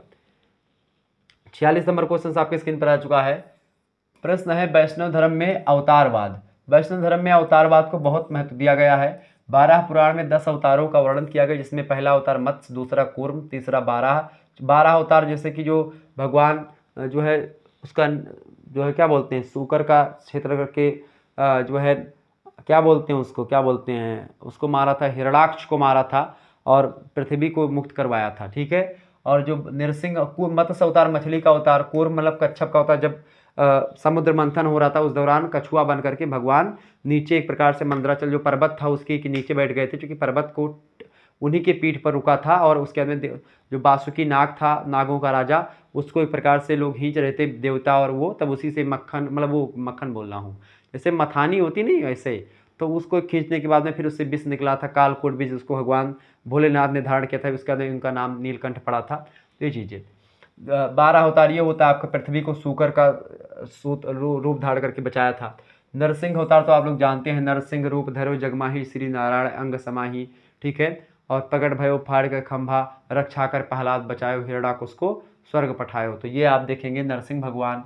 इसके अलावा 52 अवतार, 52 अवतार तो 52 इंच के, मतलब 52 अंगुर के भगवान ठीक एक प्रकार से बन गए थे। और राजा बलि जो था, जब उसका तीनों लोगों पर अधिकार हो गया था राजा बलि का, उसके बाद में क्या हुआ था, भगवान ने 52 अवतार लिया था और 52 गज जमीन इनसे कहा था कि भाई मुझको 3 परख जमीन चाहिए राजा बलि से। राजा बलि ने कहा भाई ठीक है, जो दिया मैंने, तो फिर कहा भी संकल्प करो। तब तक शुक्राचार्य जो थे राक्षसों के गुरु होते हैं, राजा बलि जो है वो राक्षसों का गुरु था, यज्ञ करवा रहा था, ठीक है। तो वो इंद्र की पदवी पा जाता, थोड़ा देर कर रुकता, मतलब पूरा वैसे तीनों लोगों पर उसी का अधिकार, इंद्र को बंदी बना करके रखा था, तीनों लोगों पर अधिकार हो गया था राजा बलि का। बहुत मतलब बहुत विद्वान भी था, बहुत पढ़ा लिखा क्या, बहुत विद्वान, मतलब कि उस समय पढ़ा लिखा, ये किताबी नॉलेज नहीं, बहुत ज़्यादा पावरफुल व्यक्ति था। शुक्राचार्य जी उनके गुरु थे। शुक्राचार्य बहुत पावरफुल एक प्रकार से गुरु हैं, ध्यान रखेंगे, बृहस्पति से ज़्यादा पावरफुल है शुक्राचार्य। तो शुक्राचार्य एक प्रकार से ने क्या किया, सोचा कि भाई विष्णु भगवान तो छलने आए हैं, विष्णु भगवान से पुरानी दुश्मनी थी इनकी शुक्राचार्य की। तो शुक्राचार्य क्या करते हैं, जो कमंडल होता है, कमंडल के छेदवे में जाकर के घुस जाते हैं। कमंडल के अंदरवा घुसर गए जब शुक्राचार्य, तो वही छेदवा में जहाँ पनिया नहीं करे होते हुए घुसरा रहा है, जो मुहा हुआ था केतली में डल के, तो फिर वही माँ घुसर के शुक्राचार्य अपन रूप धारण के कि पनिया निकरबे न करे तो पानी कहाँ छिड़की हैं, ना संकल्प हुए तो बच जाए इनके जमीन राजा बलि के। तो कहा भवा कि भगवान बड़े वस्त तो हैं, मजाकिया, मतलब कि थोड़ा सा भगवान विष्णु में ऐसा है कि भाई थोड़ा सा भगवान श्री कृष्ण का रूप आप देखें कितना ज़्यादा हंसी मस्खरी मजाक टाइप का, तो बड़े ज़बरदस्त। तो भगवान थोड़ा सा, और 52 अवतार लिए थे, थोड़े अभी बच्चे टाइप के उसी मानसिकता से गए थे। तो उन्होंने क्या किया भगवान ने, मतलब वो बच्चे की मानसिकता से नहीं, मतलब उन्होंने किया कि भाई जल तो निकले किस तरीके से, बस जो कुश का होता नहीं है वो ऐसे कुशा वही छेदवा माँ जो होते कमंडलवा के, वही में से 2-3 चक्कर के क्वेश्चन, बस शुक्राचार्य के आँखी माँ भैया वो कुश घुसरीगा। अब शुक्राचार्य हो गए अंधे, इसीलिए जब भी गौना उना आना वाना होता, औना पठौना मेहरारू का होता नहीं है, तो इसीलिए जब देखते शुक्र जो है अंधे हैं, तो आंधर आदमी का देख कर क्यों जावा चाहत है, ना ही निकला चाहत। तो शुक्र दाहिने हैं बाएं हैं, यह सब देखा विचारा जाता है। उसके बाद में फिर लोग आते जाते रहते हैं कि भाई ये हमार वो बना कि नहीं बना। पंडित जी से लोग फोन पर पूछते हैं, पंडित जी 20 तारीख के जाग रहा तो कौन मेर जाई, तो ये सब जो पूछते हैं लोग, ये सब एक प्रकार से इस शुक्र को देखा जाता है। तो 52 अवतार वो था। परशुराम अवतार तो आप जानते हैं, परशुराम अवतार भगवान जो है विष्णु का एक अवतार है, और जो है लक्ष्मण परशुराम संवाद जब हुआ था आप लोग जानते हैं परशुराम भगवान को, ये जो है बेसिकली ब्राह्मण में अवतार लिए थे।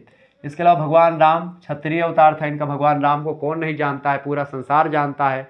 राम मंदिर बनने की वजह से आप देखेंगे पूरा संसार जान गया राम जी को। वैसे पहले भी सभी लोग जानते थे, लेकिन राम मंदिर बन गई तब से इतना भीड़ होती, प्रचंड भीड़। मैं कल गया था भाई, बहुत भीड़ होती है, और आपको वहाँ पर प्रसाद वरसाद नहीं चढ़ता कि जैसे कि आप जाएंगे तो प्रसाद चढ़ाएंगे, नहीं, आप ऐसे जाते रहे, ऐसे रास्ते में से भगवान का गर्भगृह में आप दर्शन कर लेंगे और फिर ऐसे घूम करके फिर चलाएंगे, बाहर निकल आएंगे, फिर प्रसाद मिलेगा। ये प्रसाद ये मैं लेकर के आया था, तभी रखा है, जो क्योंकि 2-3-4 लोग गए थे, तो ये प्रसाद अभी जो है मैंने रखा है कि भाई अभी खाऊंगा, फिर से रात में आया हूँ, ठीक है, इसलिए कल की क्लास आपकी नहीं हो पाई थी।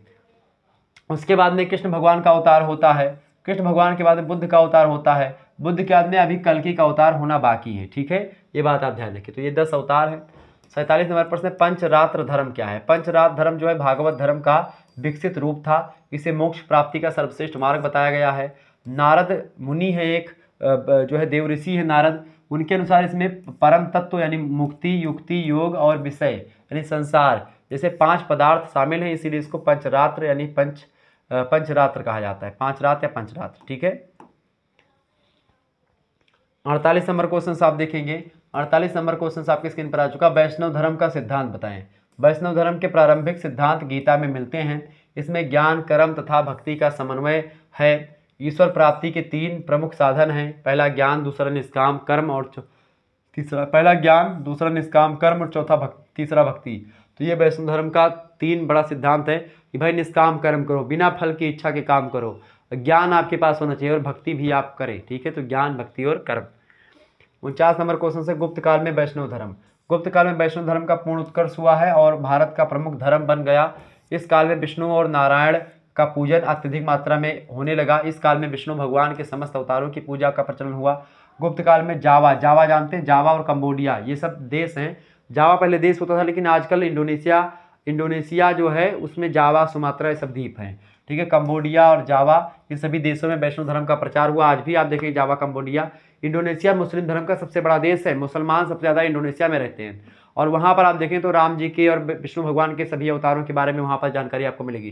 क्योंकि गुप्त काल के लोग जो थे उन सभी का शासन था जावा, सुमात्रा पर। बहुत ज़्यादा एक प्रकार से जो है समुद्रगुप्त वगैरह ने बहुत ज़्यादा तहलका मचा रखा था। बहुत ज़्यादा बलशाली व्यक्ति थे। 100 से अधिक युद्ध समुद्रगुप्त लड़ा, एक भी युद्ध नहीं हारने का वर्णन है ही नहीं। पूरा इतिहास में समुद्रगुप्त का एक भी युद्ध हारने का वर्णन किया ही नहीं गया है। नेपोलियन तो एक आध युद्ध हारा भी था, लेकिन ये नहीं हारा था। लोग नेपोलियन से तुलना करते हैं, पता नहीं क्या सोच करके समुद्रगुप्त की। समुद्रगुप्त नेपोलियन से बहुत ऊपर की चीज़ है भैया, बहुत ऊपर। या हिया देखो, कैमरों को ऊपर चला जाओ, इतना ऊपर है समुद्रगुप्त और नेपोलियन हिया है। लेकिन लोग विदेशी इतिहास कर चुके, हम सब इतिहास तो लिखे नहीं। इतिहास लिखिन जो विदेशी आए थे तो का भवा कि वो अपने हिसाब से लिखिन, अपने लोगन का ज़्यादा पावरफुल दिखाइन, भारतीय को बहुत नीचे दिखाइन। ठीक है, अगला 50 नंबर। वैदिक युग में सूर्य की पूजा कितने रूपों में की जाती थी? तो वैदिक युग में सूर्य की पूजा कई रूपों में की जाती थी। सूर्य के रूप में, सविता के रूप में, मित्र के रूप में, भूषण के रूप में और विष्णु के रूप में। 51 नंबर प्रश्न, सूर्य की पूजा का प्रमाण भारत में कब से मिलता है? भारत में सूर्य पूजा का प्रमाण वैदिक युग से ही मिलने लगता है। 52 नंबर प्रश्न, मानव ग्रह सूत्रों के अनुसार विनायकों की संख्या कितनी है? तो मानव ग्रह सूत्रों के अनुसार विनायकों की संख्या 4 है, जिसमें साल, कट, कृमांड, राजपुत्र, उस्मित और देव मतलब कि देवयजन, ये सब एक प्रकार से क्या है? ये सब विनायक हैं। आगे देखते हैं, अगला क्वेश्चन आपके स्क्रीन पर आ चुका है, फटाफट से आप लोग देखने का प्रयास करेंगे। 53 नंबर क्वेश्चन आपकी स्क्रीन पर आ चुका है। यक्ष पूजा में किन किन वस्तुओं का उपयोग किया जाता है? निम्नलिखित वस्तुओं मतलब कि निम्न वस्तुओं का प्रयोग होता है। पहला संगीत, किसमें? यक्ष पूजा में संगीत का, नृत्य का, दीप का, पुष्प का और नैवेद्य का। पुष्प चढ़ाने का मंत्र क्या है? दीप चढ़ाने का मंत्र साज्यम चावर्तितम वही नाम योजितम मया इदम देव देवेशम त्रिलोकयेति मिरापहा। पुष्प चढ़ाने का मंत्र क्या है? जैसे मान लेते हैं आपको किसी को प्रपोज करना है, किसी लड़की को पुष्प देना है, तो कैसे देंगे? संस्कृत में अगर उसको बोलें तो क्या बोलेंगे कि माल्यदीनम सुगंधीनम माल्यदीनम मय प्रभो मया नीतानि पुष्पाणि पुष्पम समर्पयामि। ठीक है, अब हाँ, प्रभो के स्थान पर अपने गर्लफ्रेंड का नाम आप लगा दीजिएगा या अपनी बॉयफ्रेंड का नाम लगा करके आप पुष्प देंगे, एक्सेप्ट हो जाएगा भाई। ठीक है, अब ये मत करने लगिएगा। तो पुष्प देवताओं पर चढ़ाने का ये मंत्र है कि माल्यदीनम सुगंधिहीनम और माल्यदीनम वै प्रभो और मया नीतानि पुष्पाणि पुष्पम पुष्पमाल्यम समर्पयामि। नैवेद्य, नैवेद्य क्या होता है? नैवेद्य माने प्रसाद। जो ये प्रसाद रखा है इसी को नैवेद्य कहते हैं। ठीक है, नैवेद्य तब होता है भगवान पर चढ़ जाता है, उसके बाद में उसको नैवेद्य कहते हैं। नैवेद्यम निवेदयामी। ठीक है, नैवेद्य समर्पित नहीं, उनके ऊपर डालोगे नैवेद्य बा दहवा। बहुत जने होते भगवान के ऊपर दहवा हुआ चढ़ाए देते एकदम से मुड़वा पे, तो अरे मुड़वा एक कुंटल दही ला के उन्होंने डाल दिए, का हुए? तो भगवान के मुड़वा नहीं चढ़ावा जात, भगवान को निवेदित किया जाता है। कैसे? आपानाई स्वाहा, व्यानाई स्वाहा, समानाई स्वाहा, इस तरीके से सभी उंगलियों को प्रयोग करके उसके बाद में क्या, कैसे कि त्वेदियम वस्तु गोविंदम और तुभ्यमेव समर्पये और ग्रहाण सुमुखो भूतवा प्रसीद परमेश्वरः। या परमेश्वरी, अब देवी जी की पूजा करें तो परमेश्वरी लगा दें। ठीक है, नैवेद्यम निवेदयामी ही, निवेदित किया जाता है नैवेद्य। संगीत, नृत्य वगैरह। तो ये सब एक प्रकार से यक्ष पूजा में होता था। 54 नंबर प्रश्न, स्कंद कार्तिकेय के संबंध में किन साक्ष्यों में इससे जानकारी मिलती है? तो स्कंद कार्तिकेय के संबंध में जो है निम्न साक्ष्यों से जानकारी मिलती है, जिसमें रामायण से, महाभारत से, अष्टाध्यायी पढ़ने की, कनिष्क के सिक्कों से, पतंजलि की रचना जो है महाभाष्य से, कश्यप संहिता से, कालिदास की रचना कुमार संभवम से, इन सभी से जानकारी मिलती है। अगला क्वेश्चन आपकी स्क्रीन पर आ चुका है, कालिदास के किस ग्रंथ में सूर्य की उपासना का वर्णन मिलता है? तो कालिदास की रचना विक्रमोर्वशीयम। विक्रमोर्वशीयम में क्या मिलता है? सूर्य की उपासना का वर्णन मिलता है। 56 नंबर प्रश्न, सूर्य मंदिर का विवरण किस पुराण में मिलता है? तो सूर्य मंदिर का विवरण स्कंद पुराण में मिलता है। ठीक है। 57 नंबर प्रश्न, कुमारगुप्त के किस अभिलेख में भगवान भास्कर की स्तुति करी गई है? भास्कर माने भगवान जो है सूर्य को ही भास्कर कहते हैं। तो कुमारगुप्त के मंदसौर अभिलेख में भगवान भास्कर की स्तुति का वर्णन किया गया है। अगला क्वेश्चन से, भगवान सूर्य की विश्वान साबित दुर्तानित परासुयत भद्रम तन्नासु यतो यतः समीहसे ततो नो अभयम कुरुः सान्नाह कुरु प्रजभ्यो तभन्ना पशुभया। देखिए अगला प्रश्न, गणपति का उल्लेख सर्वप्रथम कहाँ प्राप्त हुआ है? तो गणपति का उल्लेख सबसे पहले वेदों में हुआ है। उनका नाम ब्राह्मण अस्पति प्राप्त होता है वेदों में, गणपति भगवान का, नहीं गणेश भगवान का। आगे देखेंगे 59 नंबर क्वेश्चन आपके स्क्रीन पर आ चुका है। प्रश्न है, गणपत्य संप्रदाय में कितनी शाखाओं का उल्लेख है? तो 6 शाखाओं का उल्लेख है। पहली है महागणपत, दूसरा है हरिद्र गणपत, तीसरा है उच्छिष्ट गणपत, और चौथा है आपका नवीनीत गणपत, और 5वां है स्वर्ण गणपत, और 6ठा है संतान गणपत। ठीक है। 60 नंबर क्वेश्चन से, अमरावती के गोलाकार फलक पर कौन सी आकृतियां खुदी हुई हैं? तो अमरावती के गोलाकार फलक पर नाग प्रदर्शन के अतिरिक्त यक्ष आकृतियां भी वैदिक स्तंभों यानी खासकर तोरण स्तंभों पर खुदी हुई आपको दिखेंगी। ठीक है। आगे देखते हैं, अगला क्वेश्चन आपकी स्क्रीन पर आ चुका है, फटाफट से आप लोग देखने का प्रयास करेंगे। 61 नंबर क्वेश्चन है, प्रश्न आपकी स्क्रीन पर आ चुका है, यक्ष को किस प्रकार का देवता माना गया है? तो यक्ष को ग्रामीण देवता माना गया है, जो आपत्ति काल में मनुष्य की रक्षा करते हैं। ठीक है। यक्ष वही है एक प्रकार से जो यक्षराज थे, जो आए थे कहाँ पर, जब युधिष्ठिर वगैरह एक प्रकार से प्यासे थे और भगवान मतलब कि यक्ष आए थे और यक्ष प्रश्न पूछ रहा था कि भाई अगर आपको जल पीना है तो आप प्रश्नों के जवाब दो। तो भीम को अपने बल पर बड़ा घमंड था। भीम ने कहा तुम्हारे प्रश्न के जवाब देंगे, अभी पी लेंगे पानी, जो उनका रखो तो उनका ही ले हो, बलाए लो जगह बलावे खोए। यक्ष का देखे ना भाई पातर पातर भीम का 1000 हाथी बल भीम का अपने बल पर गुमान रहा। कैसे भीम के कितना बल? बहुत ज़्यादा बल, चूँकि भगवान हनुमान जी के भाई हैं छोटे भीम। ठीक है। क्योंकि वायुपुत्र हनुमान जी हैं और वायु के पुत्र ही भीम जी हैं, तो बला तो भीम के खूब रहबे करी दबुआ, और ऊपर से उनके मामा जब नागलोक चला गया रहा तो खूब खीर उर पियाए दिन्हा, पता नहीं कितने हाथी बल वही दे दिन्हा। तो टटिया पेल बल तो रहा भीम के, टटिया पेल मतलब बहुत ज़्यादा अपरम्पार बल रहा, जैसे कोनो सीमा नहीं। दुर्योधनक लगे अपार बल रहा, दुर्योधन के माता जी इतना आशीर्वाद दे दिन्हा, दुर्योधन के पास बहुत बल रहा। तो क्या होता है कि भाई जब ये सब चीज़ें होती हैं, हम चर्चा करेंगे, बड़ा लंबा हो जाएगा। तो यक्ष जब पूछिस कि भाई ये प्रश्न बताओ, तो किसी ने, अर्जुनों नहीं बताया। अर्जुन के न दुनिया के सबसे धनुधर हम इन्हें चली क्वेश्चन बताई तब पानी पी, भैया भाभी मेरे वहाँ भूखे बैठा है, पानी पियासा है। तब तक सब लौट गए भैया, 4-5 जने। उसके बाद में तब युधिष्ठिर जब अपना आए, देखे तो 4 जने पर, तो युधिष्ठिर बड़े ज्ञानी आदमी थे। उन्होंने कहा कि बोलो भाई क्या प्रश्न है तुम्हारे? जितने प्रश्न पूछा सबका जवाब दिया युधिष्ठिर ने। और फिर उसके बाद में यक्ष ने सबको जीवित कहा कि भाई किसको जीवित करे? तो कहा कि भाई एक व्यक्ति को जीवित कर सकता हूँ मैं, यक्षगान मतलब यक्ष ने कहा। तो युधिष्ठिर ने कहा कि भाई हाँ एक को ही जीवित कर दो। कहा किसको जीवित करे? तो कहा कि नकुल को जीवित कर दो। तो नकुल को जीवित करने के लिए कहा कि नकुल को ही क्यों पूछा चुका? कहा कि भाई मैं तो एक जिंदा हूँ जो सबसे मतलब बड़ा हूँ, तो मैं जिंदा हूँ। ठीक है। चूँकि मैं कुंती का पुत्र हूँ, और ये जो नकुल और सहदेव हैं माद्री के पुत्र हैं, तो माता माद्री के साथ नाइंसाफ़ी ना हो, इसलिए उनके एक पुत्र, उनके ज्येष्ठ पुत्र का जीवित होना जरूरी है। क्योंकि यक्ष ने कहा कि भाई अर्जुन और भीम जैसे बलशाली गदाधर, ठीक है, तो इन सभी के होते हुए भी आपने इनको क्यों मांगा? कहा कि नहीं, हमारी दूसरी माता के साथ नाइंसाफ़ी होती, इसीलिए उन्होंने मांगा। फिर यक्ष ने खुश होकर के सभी को जीवित कर दिया। तो ये सब चीज़ें। 62 नंबर प्रश्न, ब्रह्म को निर्गुण क्यों कहा जाता है? ब्रह्म एक असीम सत्ता है, इसलिए इसको निर्गुण कहा जाता है। 63 नंबर प्रश्न, ब्रह्म का स्वरूप क्या है? ब्रह्म का स्वरूप ब्रह्म परमार्थ सत्य सत्य और ब्रह्म निर्गुण है। ठीक है। निर्गुण ब्रह्म है। ठीक है। इसका अरे बिन पग चलाया सुनाए बिन काना, मतलब बिना पग के चलते हैं, बिना कानों के सुनते। कैसे कि आनन रहित सकल रस भोगी, और बिन बानी बकतावर जोगी। मतलब बिना बाणी के संपूर्ण सकल संसार की जो एक प्रकार से शब्द हैं, वक्ता हैं, वो सब पीछे हो जाएंगे अगर भगवान बोलने लगेंगे तो। ठीक है, भगवान के वर्णन को करने में मैं सक्षम नहीं हूँ, कह न सकें शारदा से। शारदा माने जो विद्या की देवी हैं, वो नहीं बोल पाती हैं, भगवान का वर्णन अच्छे तरीके से कर पाती हैं। ठीक है, तो और शेष, शेष मानेगा तो शेषनाग, शेषनाग इसलिए तो लगी चूंकि शेषनाग के 1000 फण हैं, एक एक जिभिया में 2-2 3-3 कामा है शेषनाग के। तो जब वह नहीं भगवान का वर्णन कर पाते तो हमारे एक ठू जीव ही ऐसे हम कहाँ भगवान के वर्णन कर पाई। तो भैया ब्रह्म जो है, तुलसीदास जी ने कहा कि आनंद रहित सकल रस भोगी, बिन बानी बक्ता बर जोगी। आनंद माने मुंह नाई है, लेकिन दुनिया के सभी संसार के जो है चीज है खाए पिए सक्षम है, वह कुछ भी खा सकत है।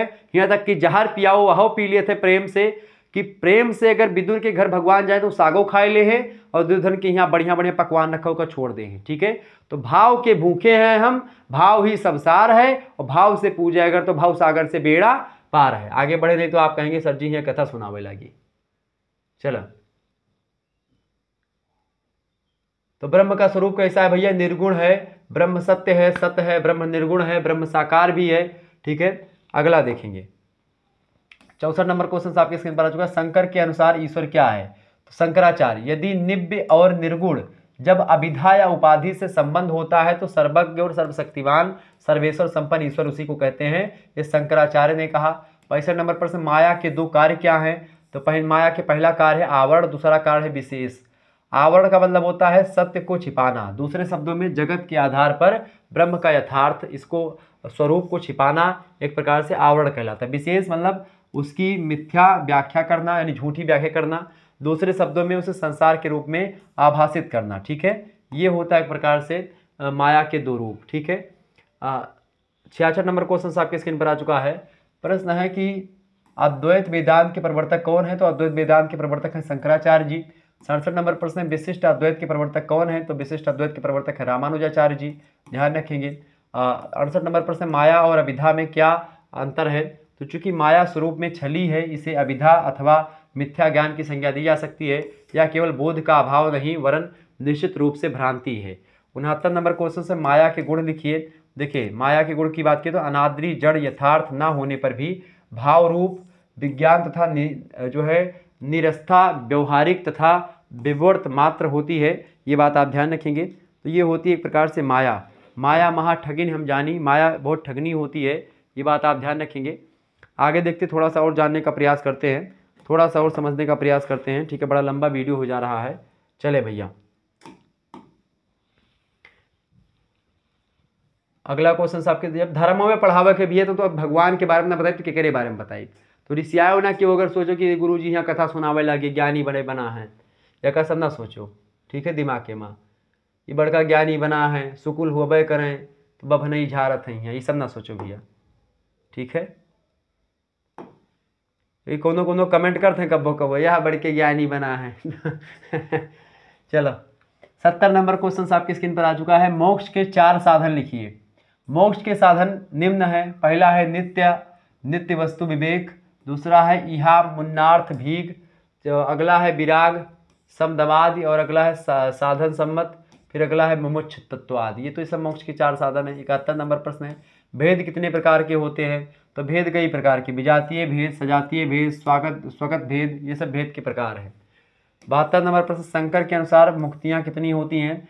सानिध्य मुक्ति, सालोक्य मुक्ति, सायुज्य मुक्ति और सारूप्य मुक्ति, ये मुक्तियों के प्रकार हैं। 73 नंबर क्वेश्चन देखेंगे, रामानुज का जन्म कब हुआ था? तो रामानुज का जन्म हुआ था 1027 ईस्वी में, दक्षिण भारत में जो मद्रास यानी चेन्नई पड़ता है उसके निकट पेरम्बुदर में इनका जन्म हुआ था। ठीक है, 74 नंबर क्वेश्चन आप देखेंगे। 74 नंबर क्वेश्चन आपके स्क्रीन पर आ चुका है। प्रश्न है, रामानुज के अनुसार ब्रह्म क्या है? रामानुज ने ब्रह्म को परम सत्य माना है। यद्यपि ब्रह्म एक है फिर भी उनके 3 अंग हैं, ईश्वर, जड़ और जगत और आत्मा। ठीक है, ईश्वर, जड़, जगत और आत्मा, ये रामानुज ने ब्रह्म के 3 अंग बताए हैं। 75 नंबर क्वेश्चन, अद्वैत और विशिष्ट अद्वैत में क्या अंतर है? देखिए रामानुज के अनुसार ईश्वर सगुण ब्रह्म है या पूर्ण पुरुषोत्तम नित्य तथा अनंत है। शंकर का ब्रह्म निर्गुण है, वह निर्विकार है। मतलब कि जो शंकराचार्य उन्होंने कहा कि ब्रह्म क्या है, निर्गुण है, उसको सगुण नहीं होता है, ठीक है, और निर्विकार है, उसमें कोई विकार नहीं, उसका कोई व्यक्तित्व नहीं है, वह अद्वैत तथा शुद्ध चैतन्य है, दिक् काल से परे है। ये होता है एक प्रकार से। वैसे अद्वैत विशिष्टाद्वैत लगभग एक ही होता है, थोड़ा सा अंतर इसमें होता है। वेदांत का क्या है, वेदांत के बारे में थोड़ा सा बताऊंगा, क्योंकि वेदांत दर्शन को लेकर के दीर्घ उत्तरीय प्रश्न आपकी परीक्षा में एक आएगा, ठीक है। तो ये मैं बता रहा हूँ, क्योंकि मैंने जहाँ तक अनुभव किया है ये प्रश्न आने वाला है आपका। बाकी तो मैंने आपको सब कुछ समझा दिया, निश्चित तौर पर आपके तमाम प्रकार की जानकारी आपको मिली हुई होगी इस वीडियो के माध्यम से। 76 नंबर प्रश्न, वेदांत का आशय क्या है। देखिए वेदांत का अर्थ अब केवल अद्वैत वेदांत से ही लिया जाता है। इस प्रकार शंकराचार्य की जो एक प्रकार से मान्यताएं हैं, स्थापनाएं हैं, इतनी प्रभावशाली और अकाट्य हैं कि वेदांत का अर्थ अब अद्वैत हो गया है। तो इसीलिए वेदांत को अब अद्वैत वेदांत भी कहते हैं। अब थोड़ा सा वेदांत प्रश्न क्या पूछा जाएगा दीर्घ उत्तरीय में कि वेदांत दर्शन का प्रत्यय, अर्थ, मनुष्य मतलब मुख्य बातें स्पष्ट करें, विशेषताएं बताएं। देखिए वेदांत दर्शन, वेदांत फिलॉसफी समझने का प्रयास करते हैं।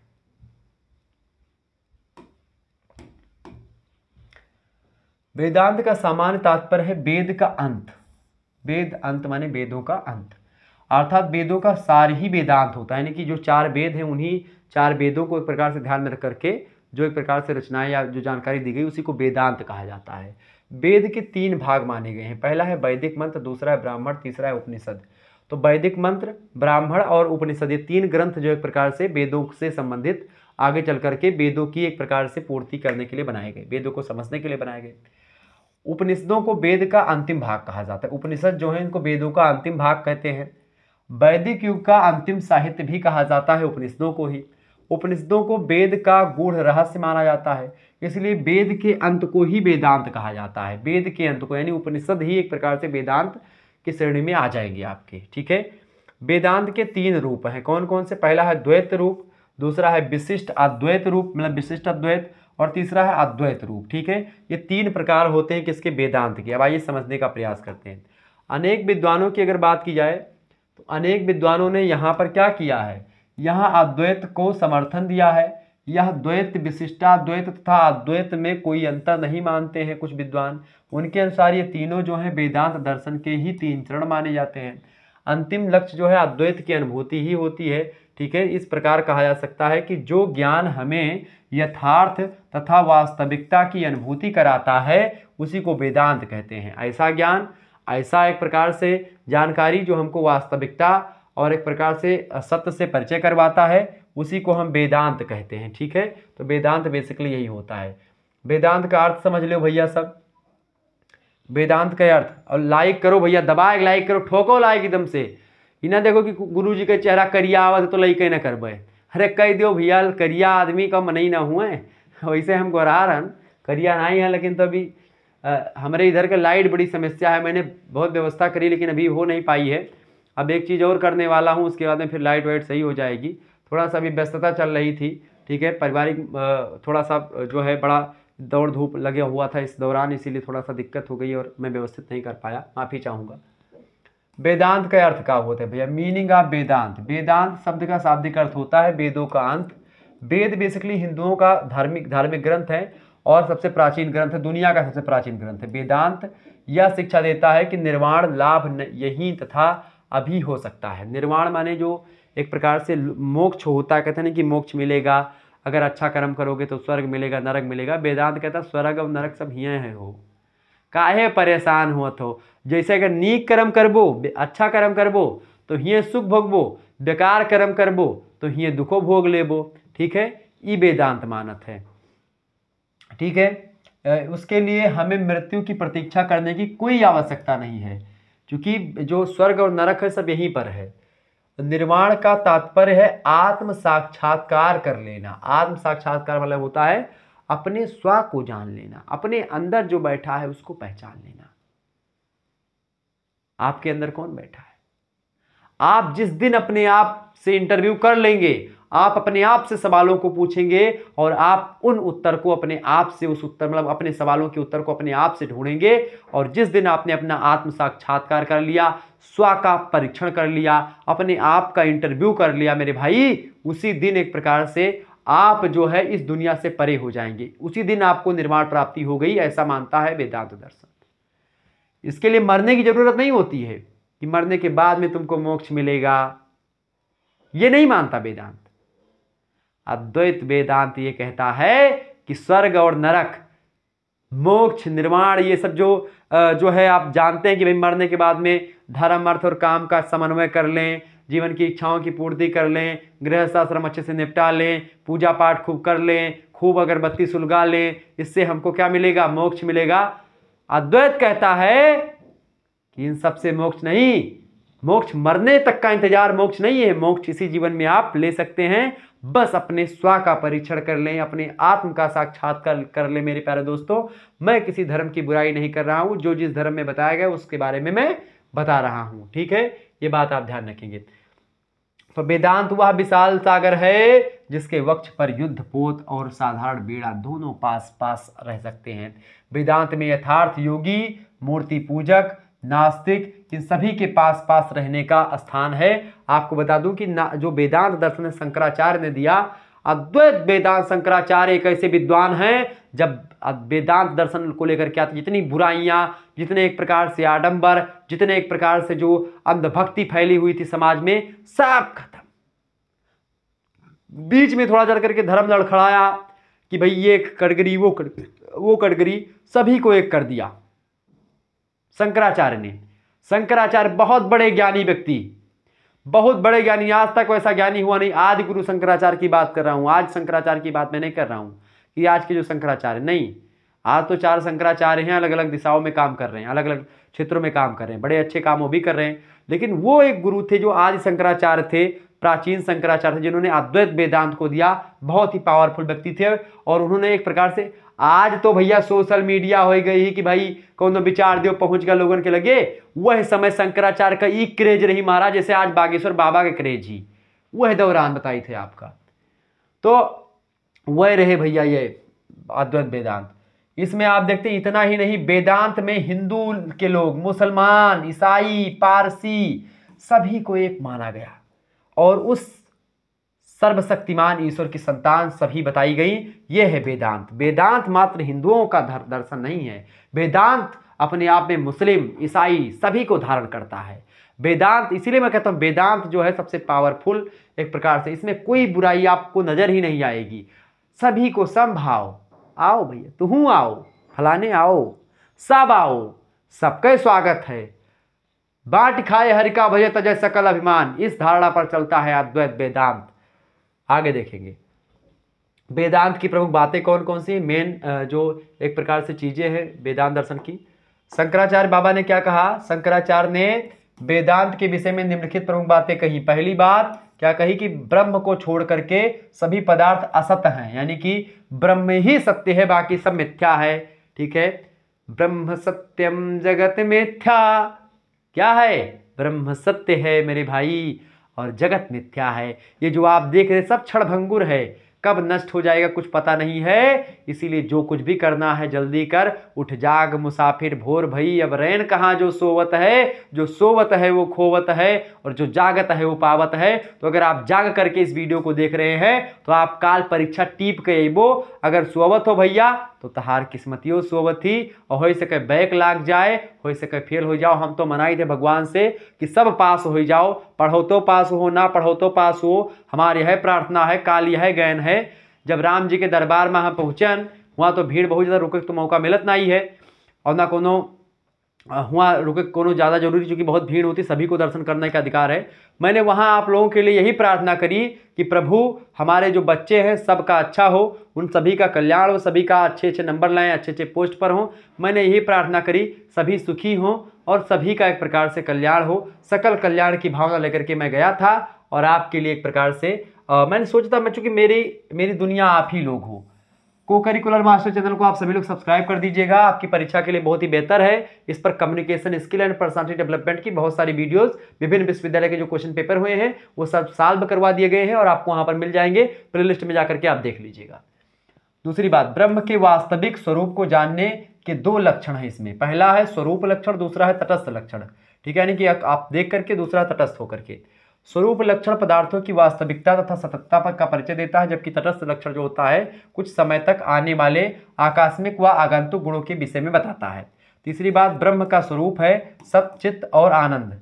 ब्रह्म ही सृष्टि की उत्पत्ति तथा विनाश का कारण होता है या उसका तटस्थ कारण है। तो ब्रह्म ही के द्वारा क्या होता है, सृष्टि की उत्पत्ति होती है, सृष्टि का अंत होता है किसके द्वारा, ब्रह्म के द्वारा। ठीक है, एक परम सत्ता है उसके द्वारा। चौथा पॉइंट इन्होंने बताया शंकराचार्य जी ने कि परमार्थिक दृष्टि से ब्रह्म निर्गुण है और सभी उपाधियों व आकारों में से रहित है। इस रूप में यह निश्चित है, मतलब कि एक प्रकार से उसका कोई रूप नहीं है। मैंने जैसे बताया कि तुलसीदास जी ने जो बताया, तुलसीदास को अगर आप पढ़ लेंगे तो जितना वेदांत, वेद, पुराण, उन्होंने कहा आगम निगम, ठीक है, तुलसीदास जी ने क्या कहा, निगमागम सम्मतन। आप तुलसीदास की जब रचना पढ़ेंगे रामचरितमानस, उसमें शुरुआत में लिखा गया है कि नाना पुराण निगमागम सम्मतम। नाना पुराण, नाना माने जितना पुराण, जितना 18 पुराण, 4 वेद, 6 शास्त्र, वेदांत, जो दुनिया भर के स्मृति, दुनिया भर के एक प्रकार से ब्राह्मण ग्रंथ, सब का मिलाए लियो। तुलसीदास के रचना रामचरितमानस पढ़ लो, सब कुछ वही में आपका मिल जाए। जितना जानकारी, जितना ज्ञान, जितना एक प्रकार से विचार, सब कुछ आपका अलग अलग जगह पे मिलत ही, उस सब जानकारी आपका तुलसीदास बाबा दे दे हैं। क्या कहा कि नाना पुराण निगमागत सम्मतम कचित दयंतो अपि, आगे कुछ ऐसे है, मुझे ध्यान नहीं आ रहा है। मतलब सभी पुराणों को इकट्ठा करके, आगम निगम पुराण सबको इकट्ठा करके इसमें रखा गया। पांचवा पॉइंट, व्यवहारिक दृष्टि से ब्रह्म सगुण है। जीव ईश्वर की कल्पना उपासना के लिए करता है। सगुण उपास ब्रह्म में दया, करुणा आदि के गुण देखे जाते हैं। जैसे सगुण और निर्गुण दोनों प्रकार के ब्रह्म होते हैं। ठीक है, अगुण है सगुण है न कछु भेदा। अगुण और सगुण में यानी जिसका रूप होता है, कुछ भगवान को बिना रूप के पूजते हैं, कुछ बिना रूप को मान करके पूजते हैं। बात एक ही, सभी लोग उसी परम सत्ता की, जिसने सूरज चांद बनाया, जिसने तारों को चमकाया, हम उस ईश्वर की गुण गाएं। तो भैया हम उसी ईश्वर की गुण गाते हैं जिसने ये सब किया है। अब ये सोचो, कोनो आदमिक पूजा करो आप कि भैया फलाने की अगरबत्ती हम फलाने गुड़ दियो, जय हो जय अम्बे गौरी फलाने गुड़ दियो, करत हो ऐसे ऐसे, तो वो ना होए। आदमी का आरती करे, आदमी मिठाई खवाए, आप सोचो कि हम परम सत्ता ना ही। आदमी का अगर कहो दो फूल ऐसे दे दियो, सुखान कर दो, का हरियर कह दो भैया, तो वो फूल हरियर ना कह पई है ना, वही फूल में सुगंध आए। ठीक है, खुशबू आ नहीं सकती किसके, कागज के फूलों से। ऐसे है एक वो क्या बोलते हैं, तो सब हालांकि चर्चा करते हैं। तो सगुण और निर्गुण दोनों एक प्रकार से उद्देश्य दोनों का सेम है। क्या मुस्लिम धर्म के लोग जो पूजा करते हैं उनका भी उद्देश्य है उस परम सत्ता की प्राप्ति करना। ईसाई लोग वो भी परम सत्ता की प्राप्ति करना चाहते हैं, हिंदू लोग वो भी परम सत्ता की प्राप्ति कर, यानी बौद्ध, जैन, ईसाई, पारसी, यहूदी सब उसी परम सत्ता की ओर, जिसने सूरज चांद बनाया, सभी लोग उसी को एक प्रकार से उसी की पूजा आराधना करते हैं। छठा पॉइंट, ब्रह्म वस्तुतः निर्गुण ही है, अविद्या के कारण से उसे सगुण माना जाता है। ठीक है, जब तक व्यक्ति अविद्या से ग्रसित है तब तक उसको सगुण मानते हैं, ऐसा शंकराचार्य कहते हैं। सातवीं बात, ब्रह्म को उत्पन्न करने वाला कोई नहीं है, वह नित्य है, उसका कभी अभाव नहीं होता है, उसको कभी मरता नहीं है। ठीक है, अजन्मा है, ईश्वर अदृश्य है, अविनाशी है। कि नयनम, जैसे आत्मा अजर अमर और अविनाशी है। गीता में क्या कहा गया कि नयनम छिद्दन्ति सहस्राणि और नयनम दहति पावकः न चैनम क्लेदयन्ते आपो न शोषयति मारुतः। नयन यानी आत्मा, नयन माने आत्मा होता है। आत्मा अजर अमर और अविनाशी है। अजर माने कभी बुढ़ी नहीं होती आत्मा, अमर कभी मरती नहीं। आ माने नहीं हो, मर माने मरना, आ माने नहीं और जर माने होता है वृद्धावस्था, जरावस्था। तो कभी मरती नहीं, कभी बुढ़ी नहीं होती आत्मा। वायु इसको उड़ा नहीं सकती, गीला नहीं कर सकता, पानी शस्त्र के द्वारा इसको भेदा नहीं जा सकता। ये अजर अमर और अविनाशी है। ठीक है, तो जो आत्मा के इसी सिद्धांत पर बना हुआ है जो ऊर्जा संरक्षण का नियम है। ऊर्जा क्या कहती है, ऊर्जा संरक्षण का नियम, कि ऊर्जा का ना तो उत्पत्ति होती ना ही ऊर्जा का नष्ट होता है। एक रूप से ऊर्जा को दूसरे रूप में आप परिवर्तित कर सकते हैं। ठीक है, तो ऐसे ही नयन आत्मा होती है, एक रूप से दूसरे रूप में चली जाती, एक चोला छोड़ती दूसरे चोले में चली जाती। ठीक है, ये चीज है। आठवां, सृष्टि की उत्पत्ति माया से होती है और माया तथा अविद्या शंकराचार्य के अनुसार समानार्थी हैं। माया परमेश्वर की बीज शक्ति है और माया विहीन परमेश्वर में प्रवृत्त नहीं होता है। माया रहित ब्रह्म जगत की उपस्थिति नहीं करता है। माया ब्रह्म के साथ सदा रहती है और यह माया जो होती है वो सत, रज और तम, ये 3 प्रकार के गुणों से युक्त होती है। ठीक है, सत, रज और तम 3 प्रकार के गुण होते हैं। सत गुण जो होता है खास करके जो ऋषि मुनि अपनाते हैं, ब्राह्मण लोग अपनाते हैं वो। रज गुण जो राजा लोग अपनाते हैं वो मनुष्य लोग। और तम गुण जो होता है कुछ ऐसे मनुष्य जो कि एक प्रकार से मांस मदिरा का सेवन करते हैं, जो है एक प्रकार से खूब ज़्यादा भक्षण करते हैं, तमाम प्रकार के जीव जंतुओं को खाते हैं, वो सब तामसी प्रवृत्ति होती है, राक्षस जैसी। यह ना सत है और ना ही असत है, ठीक है, ध्यान रखेंगे। मतलब कुल मिलाकर के ईश्वर जो है एक प्रकार से सर्वोपरि है, ब्रह्म सर्वोपरि है। अगली बात इन्होंने बताई कि जगत भोग्य है और आत्मा भोक्ता है। जगत क्या है? भोग्य है और आत्मा भोक्ता है उसका। भोक्ता और भोग्य का यह भेद व्यवहारिक है। 10वां पॉइंट कहते हैं कि ब्रह्म आत्मा में कोई भेद नहीं है। ब्रह्म और आत्मा एक ही सिक्के के 2 पहलू है, यानी ब्रह्म का ही एक अंश है आत्मा, ठीक है। सांसारिक जीव शुद्ध रूप से चैतन्य एवं ब्रह्म स्वरूप हो जाता है, इसलिए इस दर्शन को अद्वैत कहा जाता है, ठीक है। अद्वैत, आ माने होता है मतलब ब्रह्म और जैसे आत्मा और परमात्मा कोई अलग अलग वस्तु नहीं है, आत्मा का ही एक अंश होता है, टुकड़ा होता है। कौन? जैसे कि अवतार होता है तो विष्णु भगवान के कई अवतार हैं तो उन्हीं के अंश है ना।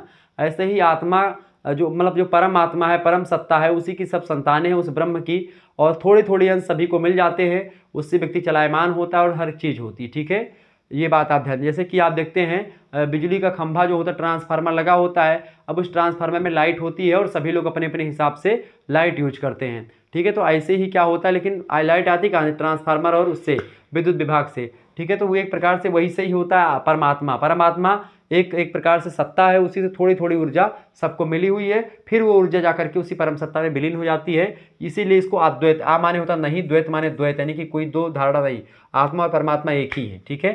इस प्रकार से मानव का लक्ष्य मोक्ष होना चाहिए। सांसारिक बंधनों के नाश से ही मोक्ष की प्राप्ति होती है। जो सांसारिक बंधन होते हैं, लोग इसी माया मोह के चक्कर में पड़ते रहते हैं, उन सभी को एक प्रकार से परे होकर के आपको मोक्ष की प्राप्ति करनी चाहिए, ठीक है। मोक्ष या मुक्ति वस्तुतः ज्ञान की साधना करने से सुलभ होता है। अगर आप ज्ञानी हैं तो आपको मोक्ष की प्राप्ति जल्दी होगी, मतलब मोक्ष प्राप्ति के साधन आपको जल्दी मिलेंगे, ठीक है। ये बात आप ध्यान। तो इस तरीके से आप लोगों ने बहुत सारे जो है लगभग बहुत सारे क्लास मैंने दी, लगभग 1-1.5 घंटा मैंने पढ़ा दिया, ठीक है। मिलते हैं फिर नेक्स्ट वीडियो में, तब तक के लिए जय हिंद जय भारत। आप सभी का बहुत बहुत धन्यवाद। हमारे से जुड़ने के लिए इसी प्रकार से अपना प्यार हमेशा बनाए रखेंगे। क्या ये वीडियो पसंद आई है? वीडियो को लाइक करें। अगर आपको पेपर 2 की वीडियो चाहिए तो कमेंट सेक्शन में लिख दीजिएगा सर जी पेपर 2 की वीडियो चाहिए। पेपर 2 की वीडियो में कल आपकी क्लास ले दूंगा। कल आपकी शाम मीटिंग में आपकी 8 बजे या 9 बजे के आसपास आपकी क्लास में दे दूंगा, ठीक है। ध्यान रखिएगा। मिलते हैं फिर नेक्स्ट वीडियो, तब तक के लिए जय हिंद जय भारत। बहुत बहुत धन्यवाद।